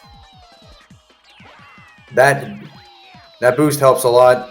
Although, sometimes you can just get trolled and not get skating long jumps off the ice. You really don't want that to happen here. Galax, he knows what he's doing. He's good at the game. Handling those gravity changes just right. And he is slowly building his lead back up. But can he keep it through the rest of the run? Well, we'll just have to find out, won't we?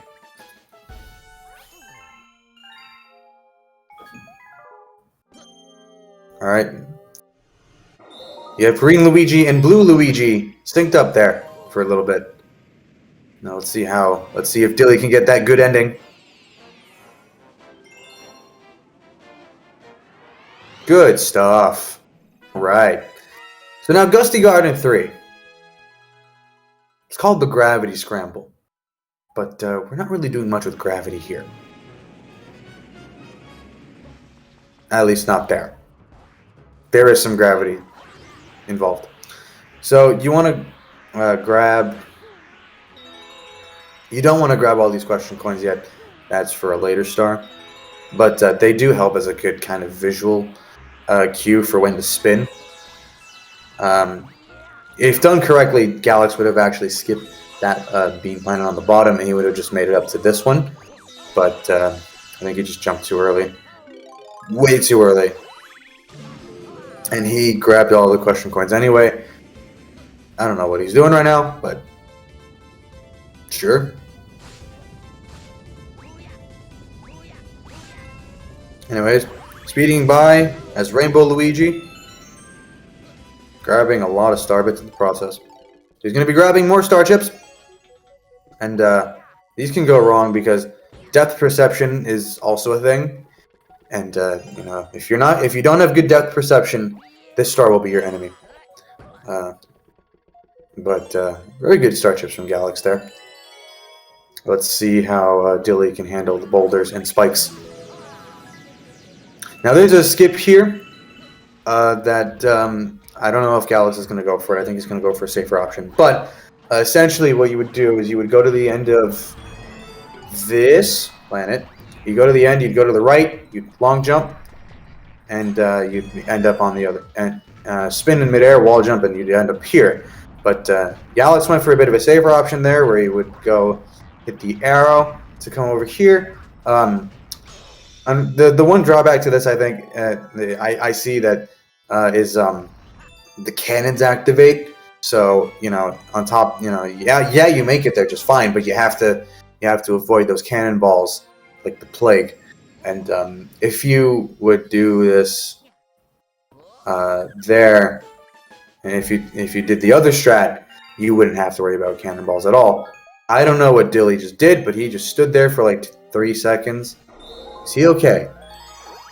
So Dilly, he's going for the strat. I don't think he's going to make it. He's making it. He spin bonked, nearly died. He gave me a heart attack. Okay, dude. He is alive. That's what matters. That's what counts.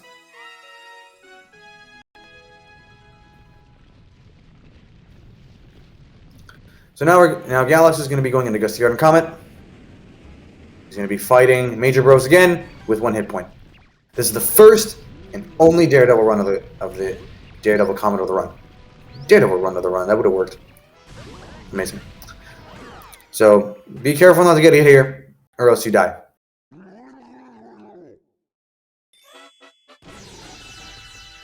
I corrected myself, Steak. I know we changed gravity once. Calm it down. Another thing I forgot to mention in the Gusty Garden 2 version of this fight is they're using Starbits to kind of slow Major Bros down so he doesn't move as quickly. That should have killed Galax, but I'm glad it didn't. And I think he is too.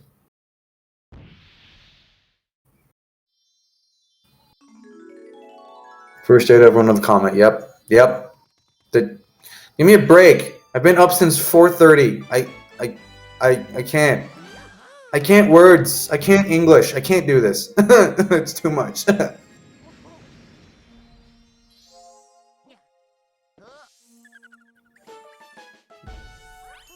So we got one last star in Gusty Garden to tackle before he goes into Honey Climb. But, you know, a little bit more, he's got to sift through a little bit more floaty fluff.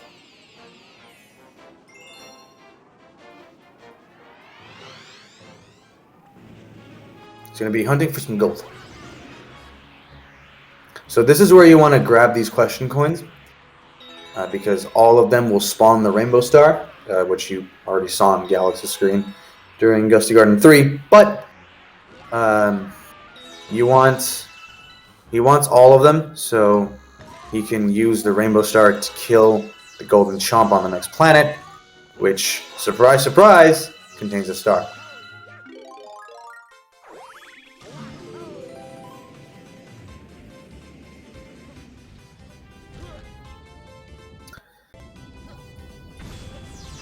He goes over here.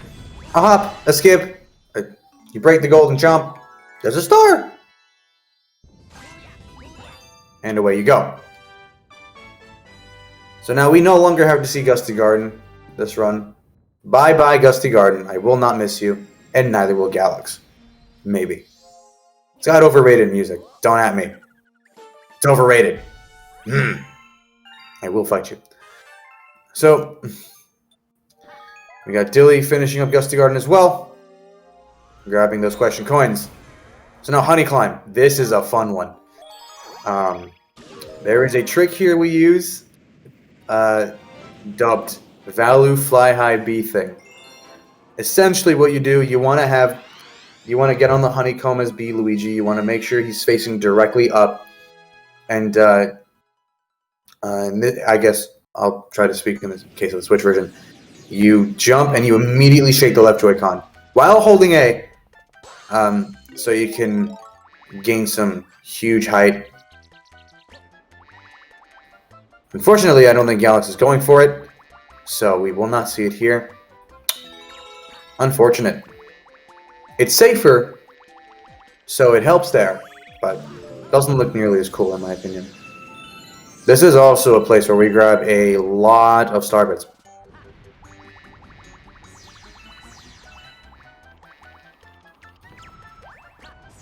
Anyways, the second planet is probably the most normal of all three, because you can't abuse Value Fly High B thing here. Let's see if he will at least try it at the end. Will he try it?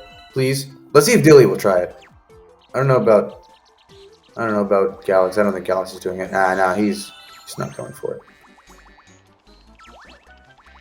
Dilly's not going for it either. I am disappointed. I am sad. My day is ruined. No, I'm not. I can't commentate this anymore. Goodbye. Thanks for having. I'm just kidding.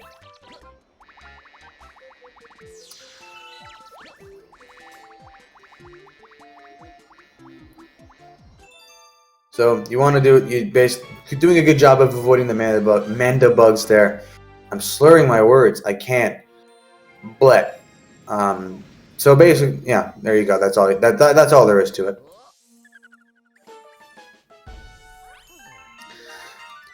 And now, probably one of the most nerve-wracking levels of Bedroom of the entire run, actually, Bowser 2. Huh. This one can go horribly wrong, and when it does, it does not feel good. And right out of the gate, there's a lot going on. You got cycles to deal with. You got gravity. You got constantly changing gravity fields. You got plus skip, which you're using a lot of gravity fields. You're going through a bunch of gravity fields to make it to the other platform, and you hold one direction slightly wrong, you die. You lose about 30. You lose about 20 or 30 or 40 seconds. I don't remember how many. Something like that. It just it's not fun. It's very nerve-wracking on PB pace. On PB pace. Can't speak. There is a clip that you can do here where you can like clip through the wall, but that requires extremely good execution up until that point, and it's not really recommended unless you're going for world record. I sound like a broken record just saying that, but it's worth mentioning.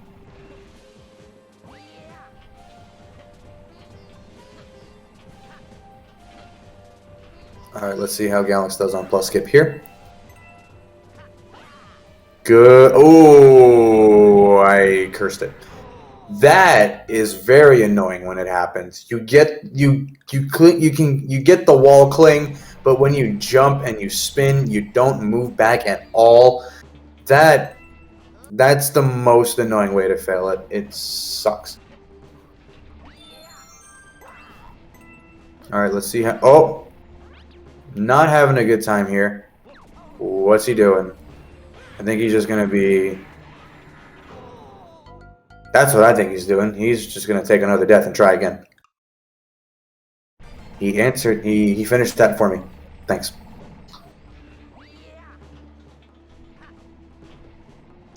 That's very unfortunate for Galax. Fortunately, he and Dilly are now basically neck and neck again. There you go. Third time's the charm. But you can still die there. That was really risky. What are you doing, man? So just like that, his lead shrank again. Do you see a pattern here? It's moments like this that make the races of this game very interesting. Dilly on a pretty good Bowser 2 as well. Dilly is on a good Bowser 2, so it's all coming down to the fight here to see who comes out ahead. So that first, going to be going for that first little spin canceled there to cancel Bowser's spin attack, because apparently Bowser also has some sort of magical Luma inside his... I want to say inside his shell? I don't know. But he has the spin ability, so... Yeah. I don't know how. He just has it. Is it the dark matter that helps? Who knows?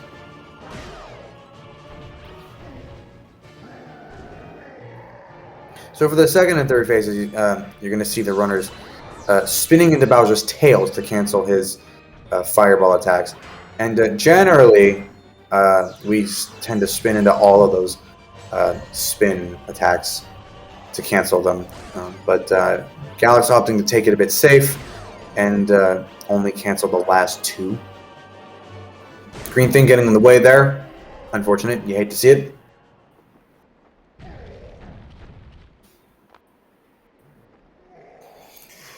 Alright, Galax still with a slight lead on Dilly, but that can all change in Engine Room. Engine Room is probably the most nerve-wracking part of the run. It's late game. It's, if you're on PB pace, nerves are high, anything can go wrong, and probably will. It's just a nerve-wracking segment all around.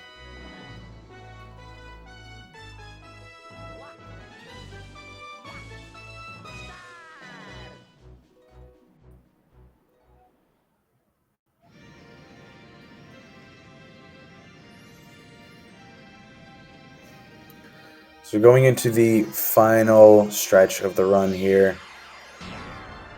The second to last. You know what I mean. Engineer. This is the last dome we unlock. Or we end up going to Bowser 3, but you'll see Garden up there, but we're not going there.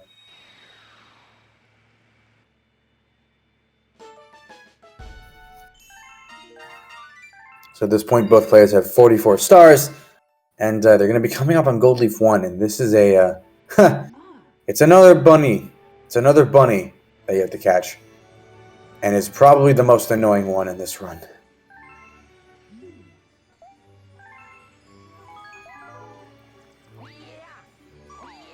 There is a tiny strat that one can do here called Double Luma Bounce. Dilly's going for it. Nailed it.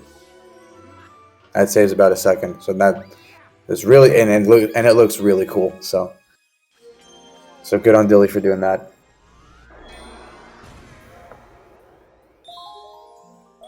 So now there's I guess I'll just explain this. So you're collecting blue star chips in this level, and there's two ways you can do it. You can take either the clockwise route or the counterclockwise route. The clockwise route is a lot riskier because you have to go for an angled wall jump above pit, and if you mess it up, you die. And you have to collect all the other chips again. But that's, again, you don't need that unless you're going for world record. So both players are just going to be going for the counterclockwise route here. And honestly, clockwise route only saves like 2 seconds or something. I don't know. It doesn't save as much as you would think. And it's really not necessary. Galax going for a triple jump here, even though you can just backflip and wall jump off the wall. Backflip spin, wall jump spin. He basically just lost his lead entirely because of that. So, I mean, he's still slightly ahead, but only slightly. The bunny can change this around, for sure. The bunny is notorious for not being nice to runners, especially when they're on PB pace.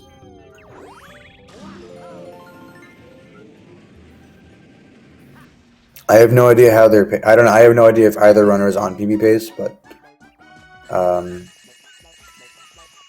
yeah, you want to use starbits to... You want to shoot starbits at Bunny to stun him and catch him.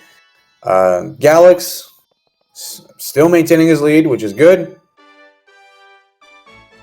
And Dilly with a pretty decent bunny as well. Dilly forgetting where the star is. I do that a lot too. It's okay, dude. It happens.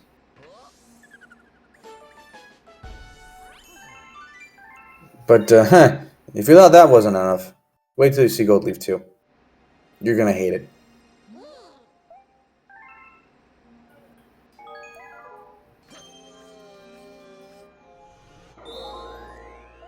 So we're going to be going into Gold Leaf 2, and this uses Cataquacks. And, oh my goodness, are they annoying.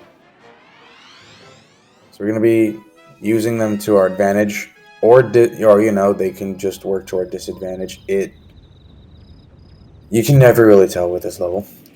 So they're going to be going here. They're going to be landing. They're going to be going up to that launch star. And then there's going to be a bunch of skips they can do.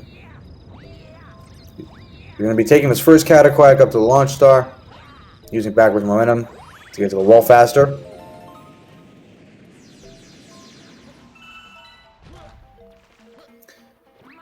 The Galax opting to triple jump here. You can just make that with a side flip spin. Dilly also opting to do the triple jump. Now this one, the triple jump off this cube is very annoying. Galax getting a second try though, which is good. This M planet has notoriously bad gravity, and has, you know, the cataclysm can screw you over there and launch you in a direction that you don't want to go. So now because this is 1P, they're going to be going for the B mushroom here. They're going to come down up here. They're just going to run, get at full speed, jump, and just fly. And with enough speed, they can just make it up to the top of the flower and grab the star. I had mentioned the 2P strats here, but nah, this is a 1P only show today. Obviously, 2P does not require the B mushroom at all, but it's a lot more annoying to deal with. Now, Gold Leaf 3 can also ruin runs. It's ruined plenty of runs for me. They're going to be going for a tree skip here, and then they're going to go for a cutscene skip later, so they can kind of skip the boss triggering cutscene and just, you know, hit the defenseless underground gunner.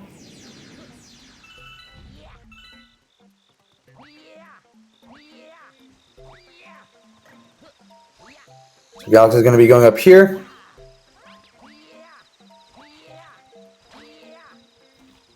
There is also a possibility that if you miss the cutscene skip, and if you're so bad, you can fall off, die, and lose a minute, because you would spawn at the beginning of the level.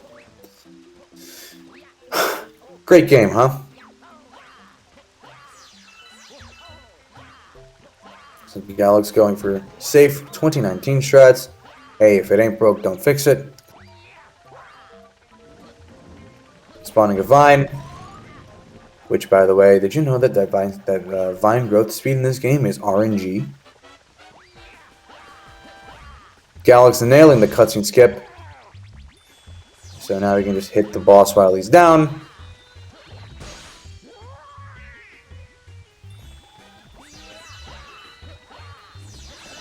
Galax ain't messing around, man. He knows what he needs to do to keep that lead going, and he's going for it. Yeah, that cutscene skip is a lot easier to fail than it looks. Dilly also getting it. Man, these runners, they really keep you on your toes. They've been doing it the whole race.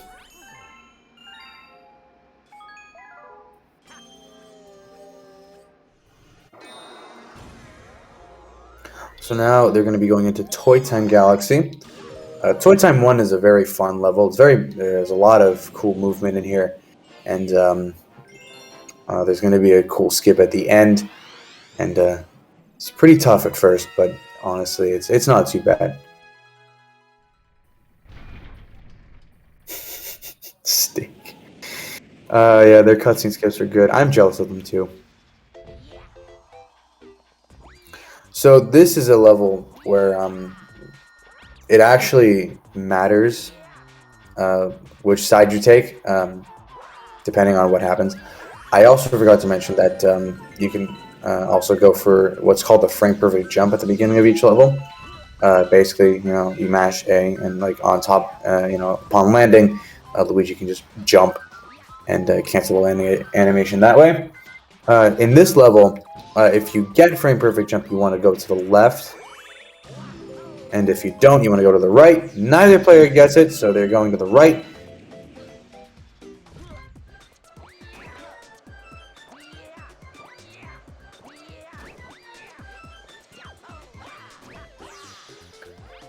Alright, so that, you know, you see that there's a mushroom there. It's called the spring mushroom. We don't use it. We don't like it. So, we don't use it at all. Spring mushroom is very, very slow.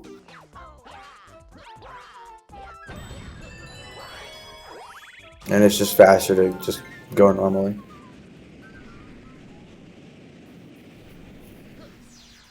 So now we're on Mecha Bowser, and they're gonna be going for something called armpit skip. Basically, you're gonna come up here. You're gonna go to the side. Wall jump off this wall, and you're gonna just wall jump off the robot's arm. You want to time these wall jumps well, so you don't, end up wall jumping underneath that little yellow platform, and so you don't end up falling to your doom. It's a lot easier to mess up than it looks, but Galax making it look effortless. Let's see how Dilly does. What's Dilly doing? Dilly opting to screw the screws. I believe he's going to be going for a safer version of armpit skip. What Galax did was the faster version. It's generally the method that most runners prefer. But Dilly opting to play it safe for the sake of not losing a lot of time. But taking a fall anyway and risking getting crushed, but he is alive. Looks like he's going to be trying it again here.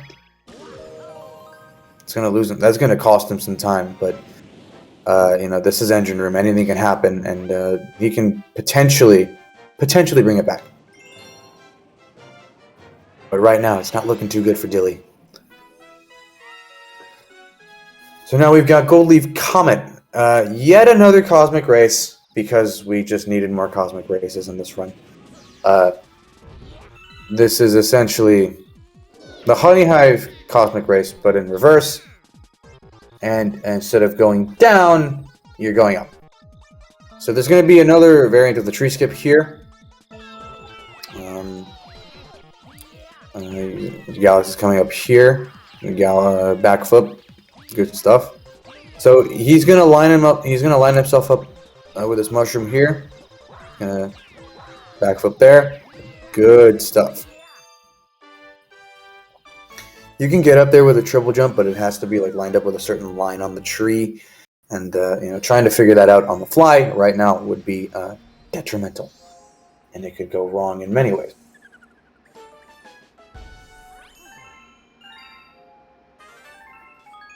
But Galax is doing well. He's keeping a good lead. Now he's going to be going into Sea Slide 1.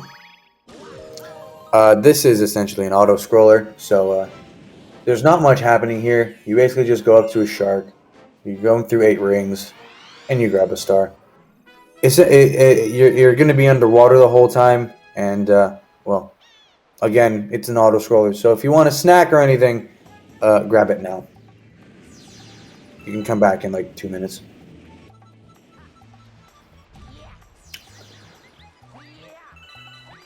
Very Resident Sleeper. So Resident Sleeper, in fact, that it makes me yawn.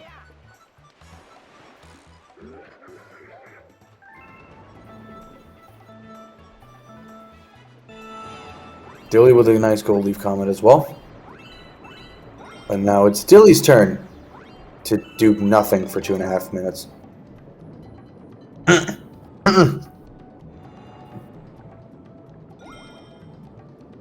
There is an optimization to this. You basically just want to make sure you're as close to Guppy as possible without getting hit by him. So you're gonna see Galax and Dilly kind of braking with the shell there, just to make sure they reduce their speed enough so they don't get hit by the that darn Guppy's fin. That's probably the only thing they really have to worry about.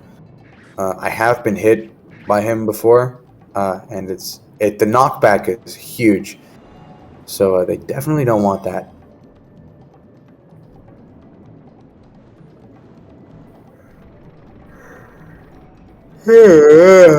I told you this level makes me yawn. I hate it.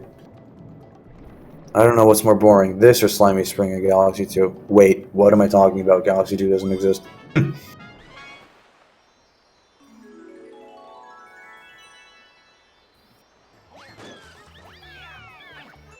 Alright, I can commentate on Galax now.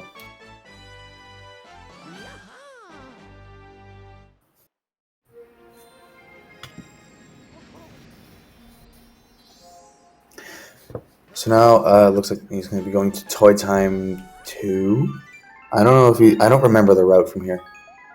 Wait a minute. I'm having a brain fart. He's going to Toy Time 2. Never mind. I was right. Haha! I remember this game, I promise. I need to go home. Okay.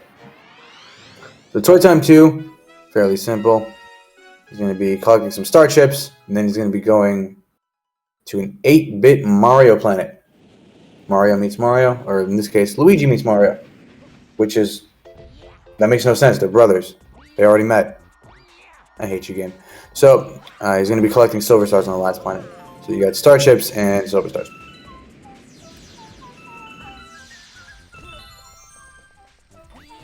We collect these star chips in a certain order.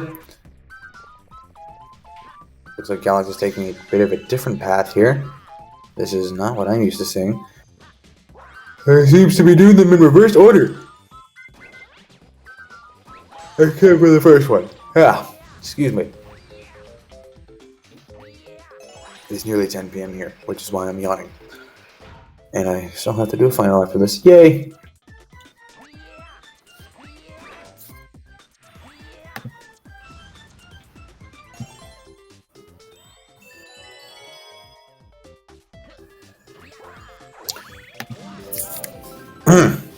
So, very good 5 star chips from Galax there. So he's going to be grabbing some silver stars, and optimizing your long jumps is the name of the game here. You want to chain them as well as you can without stopping, and that's a lot harder to do than it looks.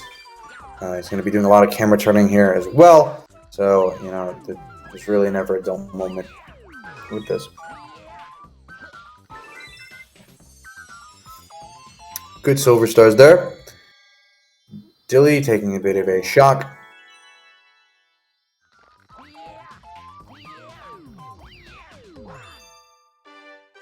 So Galax looks to be, I think, about a minute ahead. I'm not really sure, either a minute or like, nah, that's going to be about a minute ahead. Galax with a good lead. Folks, let me tell you, this race has been nothing short of crazy. The amount of times they have switched leads, it's been tough to keep up with. So going back into Sea Slide, this is Sea Slide 2, and this introduces a mechanic we call surface swimming. This is a workout on our arms because you have to be constantly shaking to do this. You want to, when you go into the water and you hold, I believe it's up, you want to hold up, and then you must be continuously shaking. If you drop a shake, you're going to lose it. So you want to be shaking the whole time, and it does a number on your arm. Forget what I said. Galax is going for the shell. So, you know, surface swimming here is significantly faster, but I guess I can understand not wanting to lose a lot of time, you know, failing a lot of surface swims, and you know, not risking your arms dead.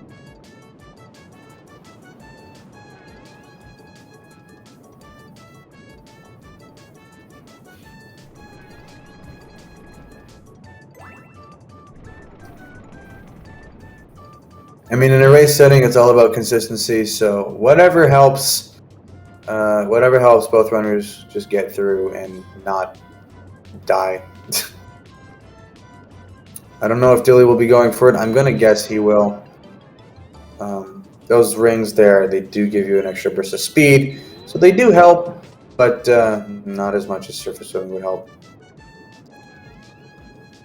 So Dilly is going for surface swimming here. He gets it on his 3rd try. The good stuff. And you can see, because like Luigi's kind of like on the surface, but he's not like coming out of the water. He's going at insanely fast speeds, which is why surface swimming is a lot faster here than taking the shell. So Dilly will be gaining some time on Galax, but Galax is still a good amount ahead.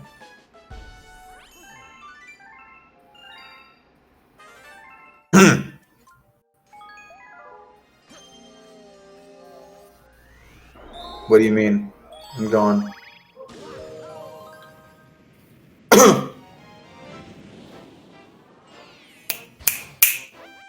So now we're going into Seaside Comet.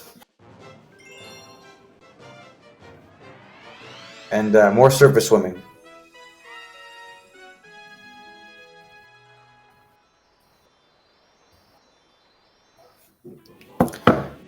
Okay. This is the last cosmic race of the run. And coincidentally, the last cosmic race of the game.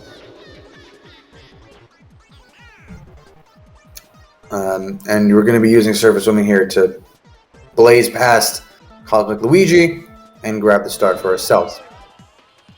Galax is getting really good at that boost. He's been getting it. He's been getting it a lot.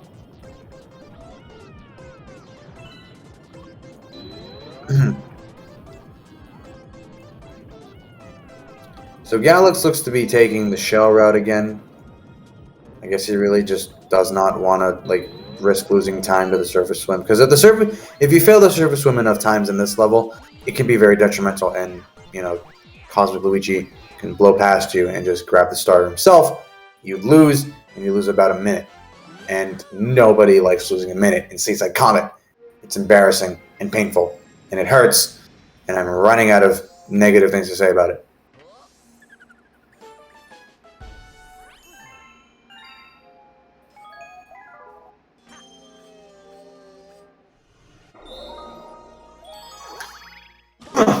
So now going back into Toy Time Galaxy, we're done with Seaslide now. He's going to be going into Toy Time S. And he's going to be feeding another Hungry Luma here. He wants to grab 50 Starbits. And he's going to feed the Luma after that. Thankfully, with this version's broken pointer hitbox, huge pointer hitbox, I should say, collecting those Starbits is nothing short of a breeze.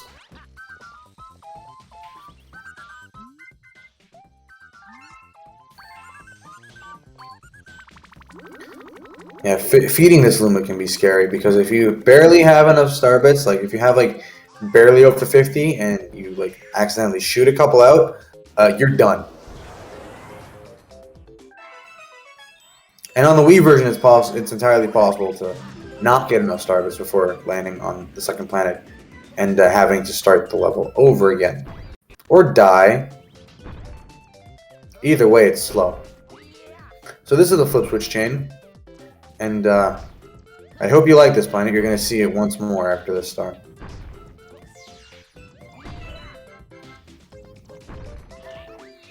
It's a cool planet, I will say. But you're basically just turning more flip switches on, painting them all yellow, turn them green, and you get a star. You want to avoid these red moving platforms. The flip switch hitboxes can be finicky at times, like that. And the way you can avoid these, you can go right past these platforms, is if you turn the flip switches on like right at the corner. Ooh, unfortunately, not getting the cycle he wanted there. Getting hit by the spikes, that's gotta hurt.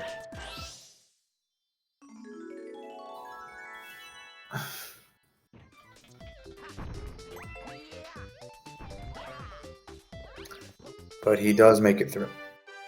Good stuff.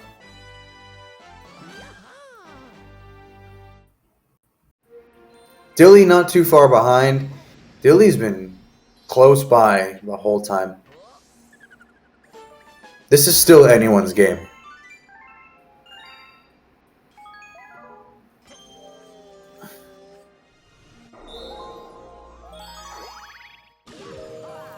So now we're going to be going into Toy Time Comet. Spoilers, it's the flip switch chain again, but faster. This is the second fast fill Comet and last fast fill Comet of the game. And we do it 90% because it's fast. No duh.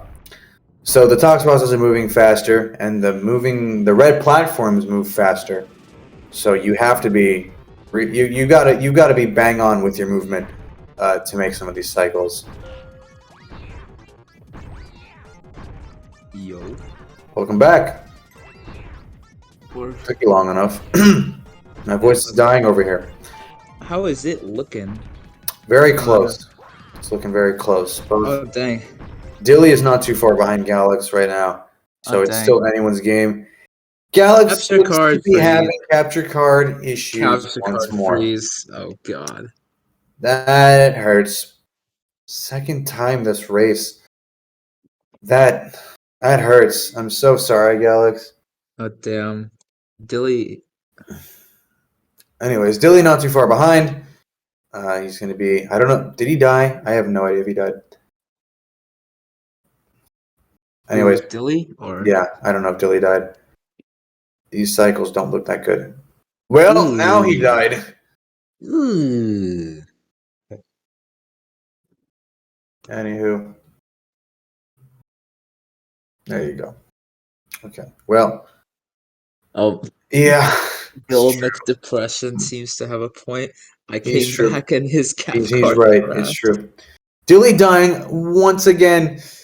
This is not looking good for Dilly. Honestly, this I can't say anything yet, but assuming Galax is still doing well, this is looking to be Galax's race. But anything can still happen. There's still a lot that can go wrong, even after this. So I'm just gonna hold on.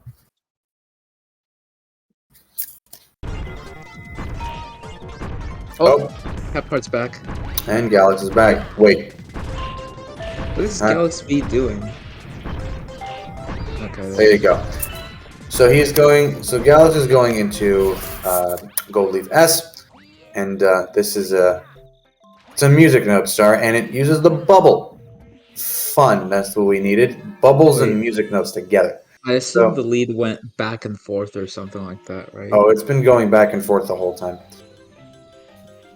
So you want to make sure you grab these notes quickly, but you don't want to go too fast, or else you can overshoot the last note and fall. That can also happen. It's also possible to sometimes. Dang, they're grabbing stars at almost the same time, virtually. It's also possible to burst a bubble at the end and miss the star, and that's always fun. I've done it before. Not a fan.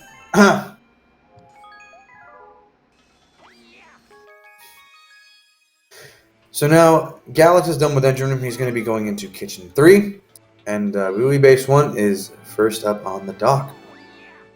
And it's a brutal one. Yeah, this star has a skip in which you can, as Luigi, you can skip basically all the star chips in this level. But it's only possible, I think, as Luigi. It's, well, with 1P, yes, you can only do it as Luigi, but Mario can also do it with 2P. It kind of goes without saying. But with 1P Mario, you kind of have to grab the starships. Unfortunately for Mario runners. But, man, they don't seem to mind it too much, so whatever. Basically, you have to time a nunchuck spin, like, and hold it, like, while, like right as you hit the spring. And Luigi will gain a lot more height from that. Yeah, it's not too ridiculously hard, but it does take a bit to get used to. Getting it first try definitely feels random because sometimes it can just straight up not work. So I'm saying nunchuck, but in this case it'd have to be left Joy-Con. I run the Weaver. They basically serve the same purpose, even though I run the Wii version as well. Yeah, I don't know. I run the Wii version. I'm used to Wii version terminology. Excuse me. It's been a problem for me this whole race, honestly. So, we're going to be making our way up, ascending. He's going to be climbing this tower, ascending, climbing. Same thing, Toogs. Good God. Learn how to speak English.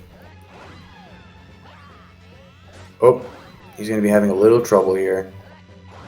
Yeah, no, this skip, when it doesn't work, it's annoying. But 5th try there. I think that was 5th try. Either 5th or 6th, one of those. Not too bad. Still maintaining a good lead on Dilly.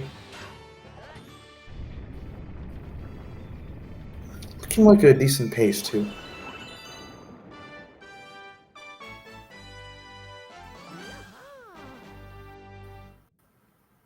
So he's going to be going back into Blue base for one more quick star, which also happens to be green. He's going to be guiding the Bullet Bill, or Torpedo Ted, excuse me, to that cage with there's a cage with a pipe, and he's going to want to go there for this. Dilly risking death, kissing death on the lips. This doesn't look too good for Dilly if he gets hit here. I mean, it's not too bad, but it still set him back quite a bit more.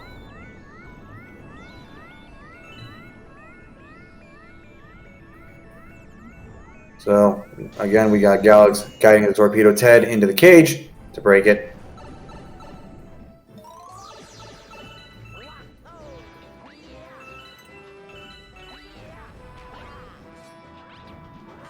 So he's going to be, now he's getting a Bullet Bill to this cage. So you get two types of missile enemies, the Bullet Bill and the Torpedo Ted, and we use them both here. Torpedo Teds do appear in the next level, and the next one is very brutal.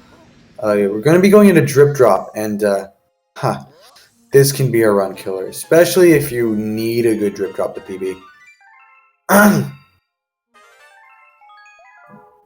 It's very nerve-wracking on pace. You've got to deal with eel cycles, and those eels are on cutscene cycles. So if you want to practice the star, you have to watch the cutscenes every time. It's annoying.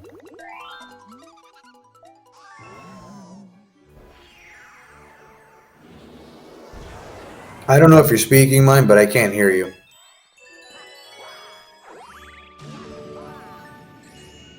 I can't hear you. I actually cannot hear you.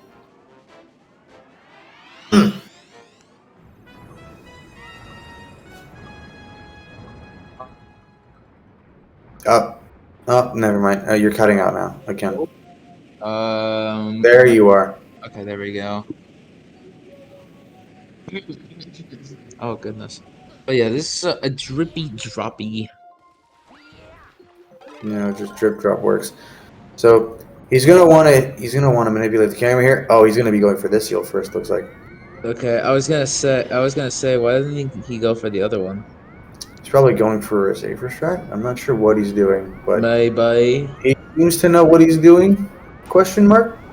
I've never seen an eel run like this. There is a red shell here, and then there's another red shell coming right up. Good stuff. Yeah, those red shells actually home in on it. They home in. They home in on the thing closest to them. So I might good play. have to take a look at Galaxy V's route for this star so that I can gold by like 10 seconds easily. Just do the normal route. Just practice it a lot. It's easy. It's really not that bad. Good play on Galax's part, though. Not losing too much time here. He's good to go. So now, this is after Drip Drop. You want to talk. You want to talk to Male Toad after this star as well. So you're going to see Galax do that. This is the last this is the last Luigi star in the game. Yep. And it's the last star of the run before Bowser 3.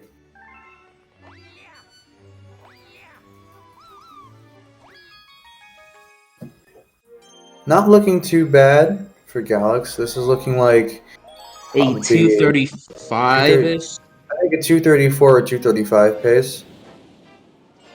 So that's actually really good for a tourney setting.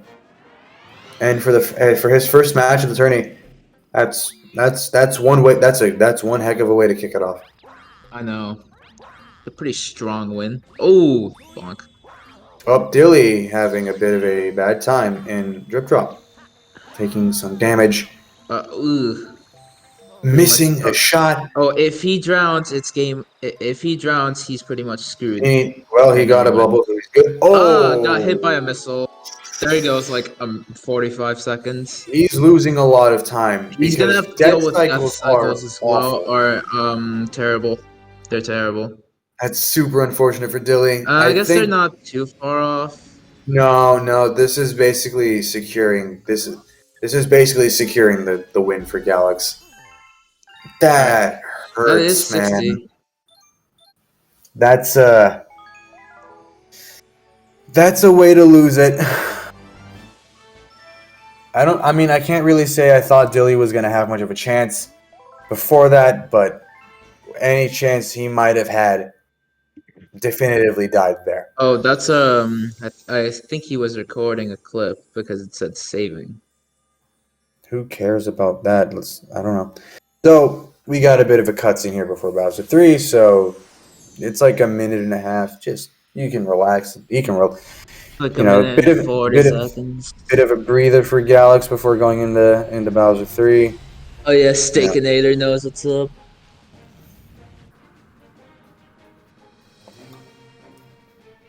Unfortunate there for Dilly. Also, I assume we're gonna get the commentators back in to. You mean the racers? We're the commentators back. Are you gonna get the? Do you plan to get the racers back in here or something like that? I can an interview. I can try. I'll definitely ask. I mean, I think they'll probably come in. I'm not sure.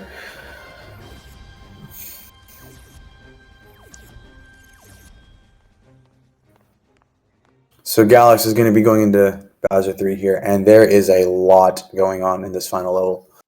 Final level of the run, very nerve-wracking, fitting. So here we go. The fate of the universe.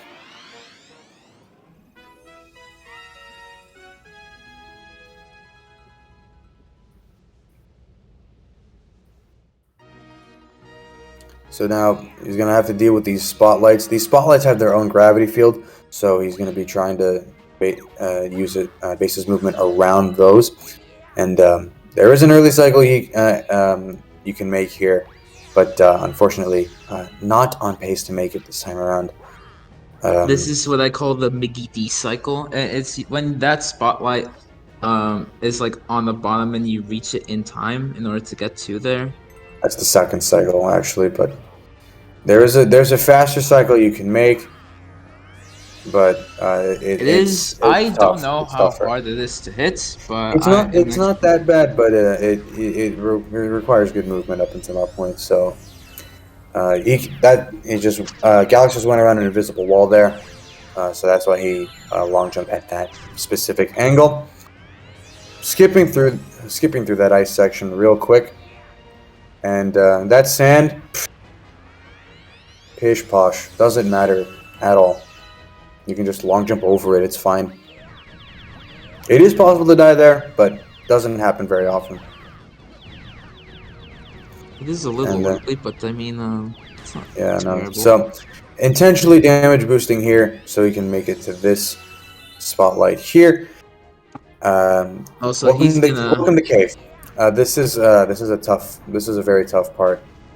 This is going to be going for normal cave movement here. Giselle Cave would be a very risky choice. Very risky move. What's the advanced cave movement called? Is there a name for that? It's Giselle Cave. It stays about 4 seconds over normal cave movement. Giselle Cave movement, yeah, because Giselle went for it. It's Giselle's strat. So, very clean cave there for Yoshi fan. From Galax. I forgot. Yep. I forgo her for a bit. I wouldn't dead name her. So, never mind. Now we are coming up to the most important part of the fight of this run, the stairs.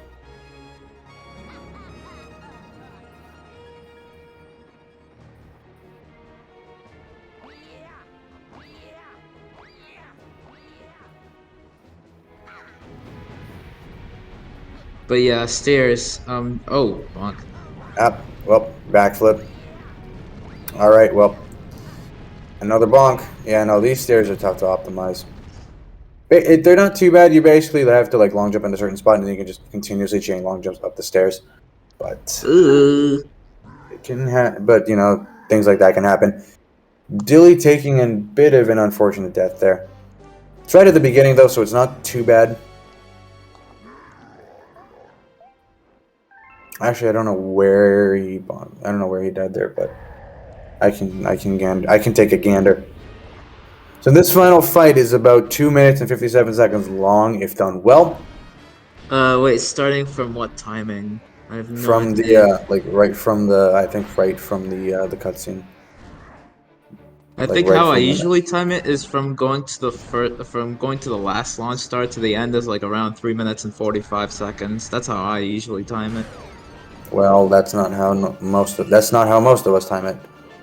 But that is an interesting strat.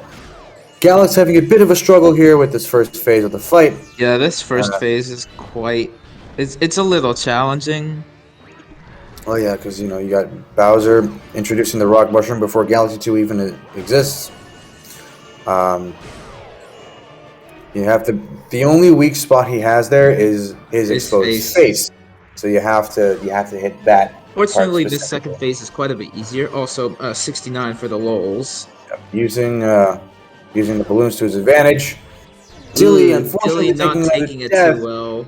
Dilly is not having a good time this run. This run's been rough for Dilly, man. This has been rough for both players, but Dilly especially. He has not had a good time. Galax V going into the last phase, and this is where you can use damage strats to your potential, especially in this first one. Yep. Let's see how Dilly does in save. He's keeping that coin available so that he can grab it right after he takes damage. We get hit by that last shockwave on purpose to cancel his roll attack. You can also do it in the second phase too, but it's a little slower. Well, that's why we use the fireballs for that. So you're gonna see Galax come back and shake the tail. He's gonna intentionally get hit by a fireball. Cancel Bowser's rolling attack. Lead Bowser into this little glass. So it's gonna be around like a high 237 for Dilly, I think. Alright, it's gonna be 235. 05, I think? 235, I think 05, yeah. Yeah, it's around 43 seconds from the last knockdown all the way till when you have to split. Looking like a good leaderboard PB for Galax there, but GG's Galax taking the W. Let's go. First match of the I think it's the first match of the tourney. I think that's not the qualifiers. Yes, very nice for Galax. So it looks like a 235, either 05 or 06. It's an OX. I know that for sure. Well, Steak, he actually has an offline 231, but this is a good looking. This is a leaderboard PB for him. SRC PB. 05. Beautiful stuff. So Galax is the winner of this match. Is that you? Were you sneezing? That was me. Sorry about that. Bless you. All right. Now we got Dilly. We're gonna catch up with Dilly here. Dilly on the fight on himself. Can't speak, man. I've had this problem where I cannot speak properly all match long. Let's see how Dilly does. Hello, Galax. Hello. How's it going? What's poppin'? Congrats on the win. How do you feel, man? How do you feel about that? It's mixed. It's mixed.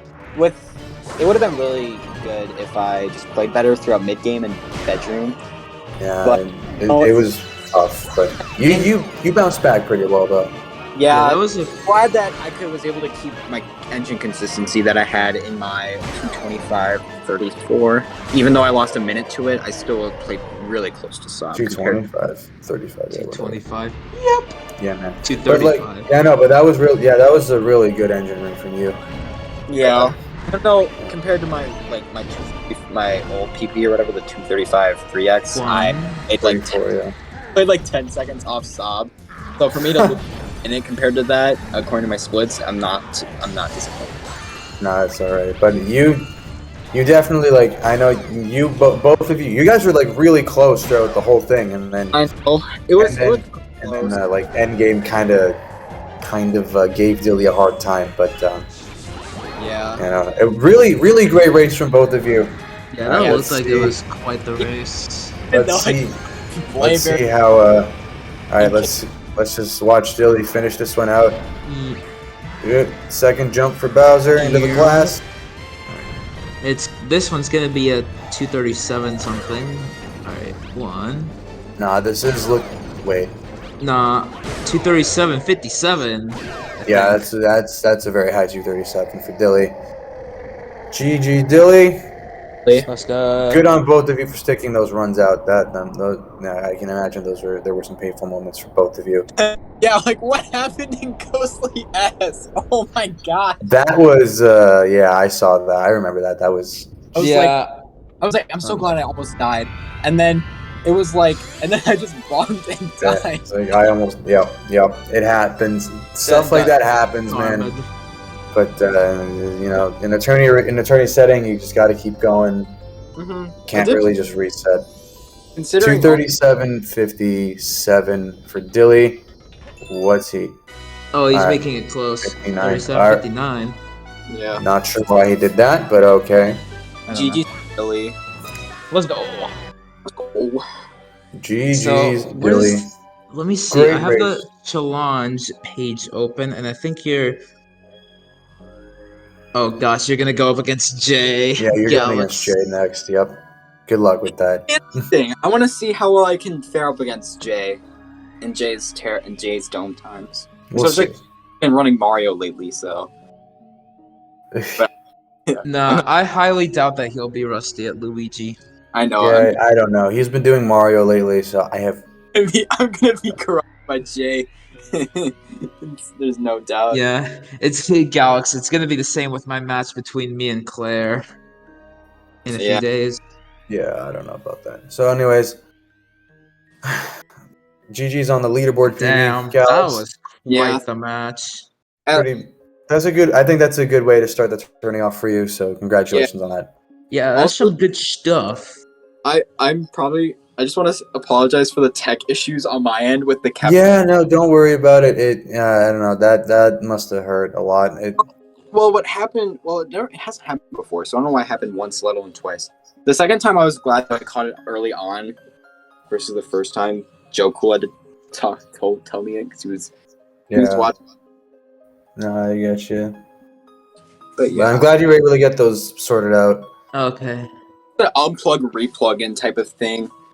Yeah, I actually have no idea if that's gonna make your run verifiable, but I can probably ask. I think it could. I think it could. I'm not sure. I mean, my 120 PB has the entire credits like between first half and second half cut out because of my internet went out. Oh, fun! That's great. Yeah, but then again, it's just credits, so it didn't even Yeah, matter. it's not really missing much. I don't know. I'll figure that out. But yeah, I know. Good stuff. Not verifiable. Good stuff, Galax. I don't know. Shall we get Dilly in here for an interview? Would he like Would he like an interview? I don't know. You should just invite him. If he joins. If he doesn't want to join, Let's see. Dang, Galax, we need to race 120 Luigi again, Kipo. Yeah, we need to re-race that. We need to run that back. That's a throwback to when both of us raced and we were like tied for like almost the whole thing. That was good stuff. That was a crazy close race the whole time. That looked pretty dope. When I heard that, like, out of, I think it was it was out of like. All right, let's see if we can get him in for. I was like on edge. Wait, what happened? Right. What was it? All right, we're gonna try to get him in here for. I think it was like out of Terrace. Like Dilly and I were like only 5 seconds apart, and I got like I knew in bedroom that after my free flame 2 error skill issue. Yo, skill issue. Yo, Dilly. Skill issue. GG's on the race, dude. How do you feel? How do you feel Let's after go, that? Minecraft on the desktop for Galax. Yeah, we can hear you. You know, I don't feel too bad. I wasn't that bad. I mean, you know, I got some golds. I'll take those. Yeah, that's always good. Honestly, you know, you guys were like really close throughout the whole thing, and it was really cool to watch. Yeah, you guys put up one crazy fight. You guys were like swapping lead back and forth like 10 times over. I know. Yeah, it was really close, and like I think it was his bedroom that I noticed it was like super like changing. Yeah. I mean, It was like my skill issue that happened in Freeze Flame 2 threw me for a loop for like half of bedroom. Oh no. it was crazy because like you had taken the lead back in Free Flame 1 like right at the end, and then only to like immediately lose it again in Free Flame 2. I was like, oh my god. I don't even know what happened in Freeze Flame 2 because I had just left for dinner when that happened. Well, what Yeah, happened you was need to stop doing that, dude. what happened was at the first planet, I got hit by the boulders twice, so I was at 1 health going into the fire planet. And I'm Yep. like, I spent like a couple seconds looking for coins. I'm like, I'm just gonna go for it. And then I forgot to hold right the whole time, so I didn't get enough momentum, and I ended up falling short and hitting the lava and dying. Yeah, I know. Moments. That one was painful to watch, but it wasn't too big of a death for you, so Yeah, it would have been a lot bigger if you went for the lava boost. yeah, I didn't want to go for the lava boost. I haven't even I done don't it. blame it. It's stupid. It's not even worth it. It looks But stupid. Yeah, and then Airship Armada happened as well. That cannon shot, bro. The first cannon shot pissed me off. Made me so mad. What was that? I got robbed. Oh dang! That cannon shot was that was something. Yeah. That cannon shot was basically top 10 bro moments in speedrunning. Number 10, Galaxy's cannon shot. Are you trying to do the number 15 voice? I actually am. Why? Happy to King see that. J would be so disappointed in you. Yeah. Also, Galaxy with the Minecraft Pocket Edition icon on the screen. Yeah. I was gonna download it, but I don't have enough storage on my Switch. All right. Pain. Well, thanks. Well, that was really cool. Good race from both of you guys. GG's. Jeez. Congrats on the win. Jeez, that was some Yep. dope Can't wait to stuff. see you against Jay Galax. I'm excited to see how that match pans out. I'm just gonna the whole time. I'm gonna be like 20 seconds behind out of Gateway. You got this, bro. Let's go. Hoping Jay loses 5 minutes to Gateway skip. Never People. know. We'll see what happens, right? Yeah. Well, I Anyways, guess we'll have to see. yeah, that was a really good race. So thanks. Thanks for a great race, you guys. Hope you guys take it easy tonight. You guys definitely are gonna need like to rest after that because 2.5 hour long run. I mean, it's a long run, but I didn't walk. I wasn't very well prepared. Didn't have much water on me, so. But yeah. Anyways, well, thanks for stopping in, you guys. I think that's the end of tonight's match. Tune in tomorrow where we're gonna have a lot more Galaxy action for you guys. A lot of matches happening tomorrow, and there's gonna be one as early as 7 a.m. EST. So, and I'm gonna be there for that one. It's gonna be great. We've got you video versus. No, we got Jake Carr versus Xrelly tomorrow. That's gonna be good. Hope you guys are excited for that. I know. That's gonna be really dope to watch. But to watch, I won't be there to commentate because it'll be 6 a.m. by the time it starts. L. Yeah. Anyways. Big L. Yeah. So there we go. Sorry. Well, if there's anything, I don't know. What do you got? I don't know. You guys have anything else you wanna say before I close the episode? No, I don't have anything to say. All right. Well then. All right. Well, follow the run. Hang on. I'll just plug them in here. Follow the runners. Follow the commentators. We're all doing. Yeah, we're all doing. Galax and Dilly. They're both pretty epic gamers, and Dilly's good at both SMO and SMG, so that helps. And Galax is cool guy, cool multi Mario runner. Yes. Yes. I am Yes. a cool Mario runner. I've been up since 4:30 a.m. I don't know what. But so there you go. Follow these guys. I got nothing else to add. Tune in tomorrow Yeah, for a lot me more neither. Galaxy content. Oh There's boy. gonna be a lot more matches tomorrow, but I'll be off, so I'll see you tomorrow, Tukes. Yep. Alright. You sure will. See All right. ya. Take care and have a good night, everybody. I'm closing the episode. Bye-bye. So.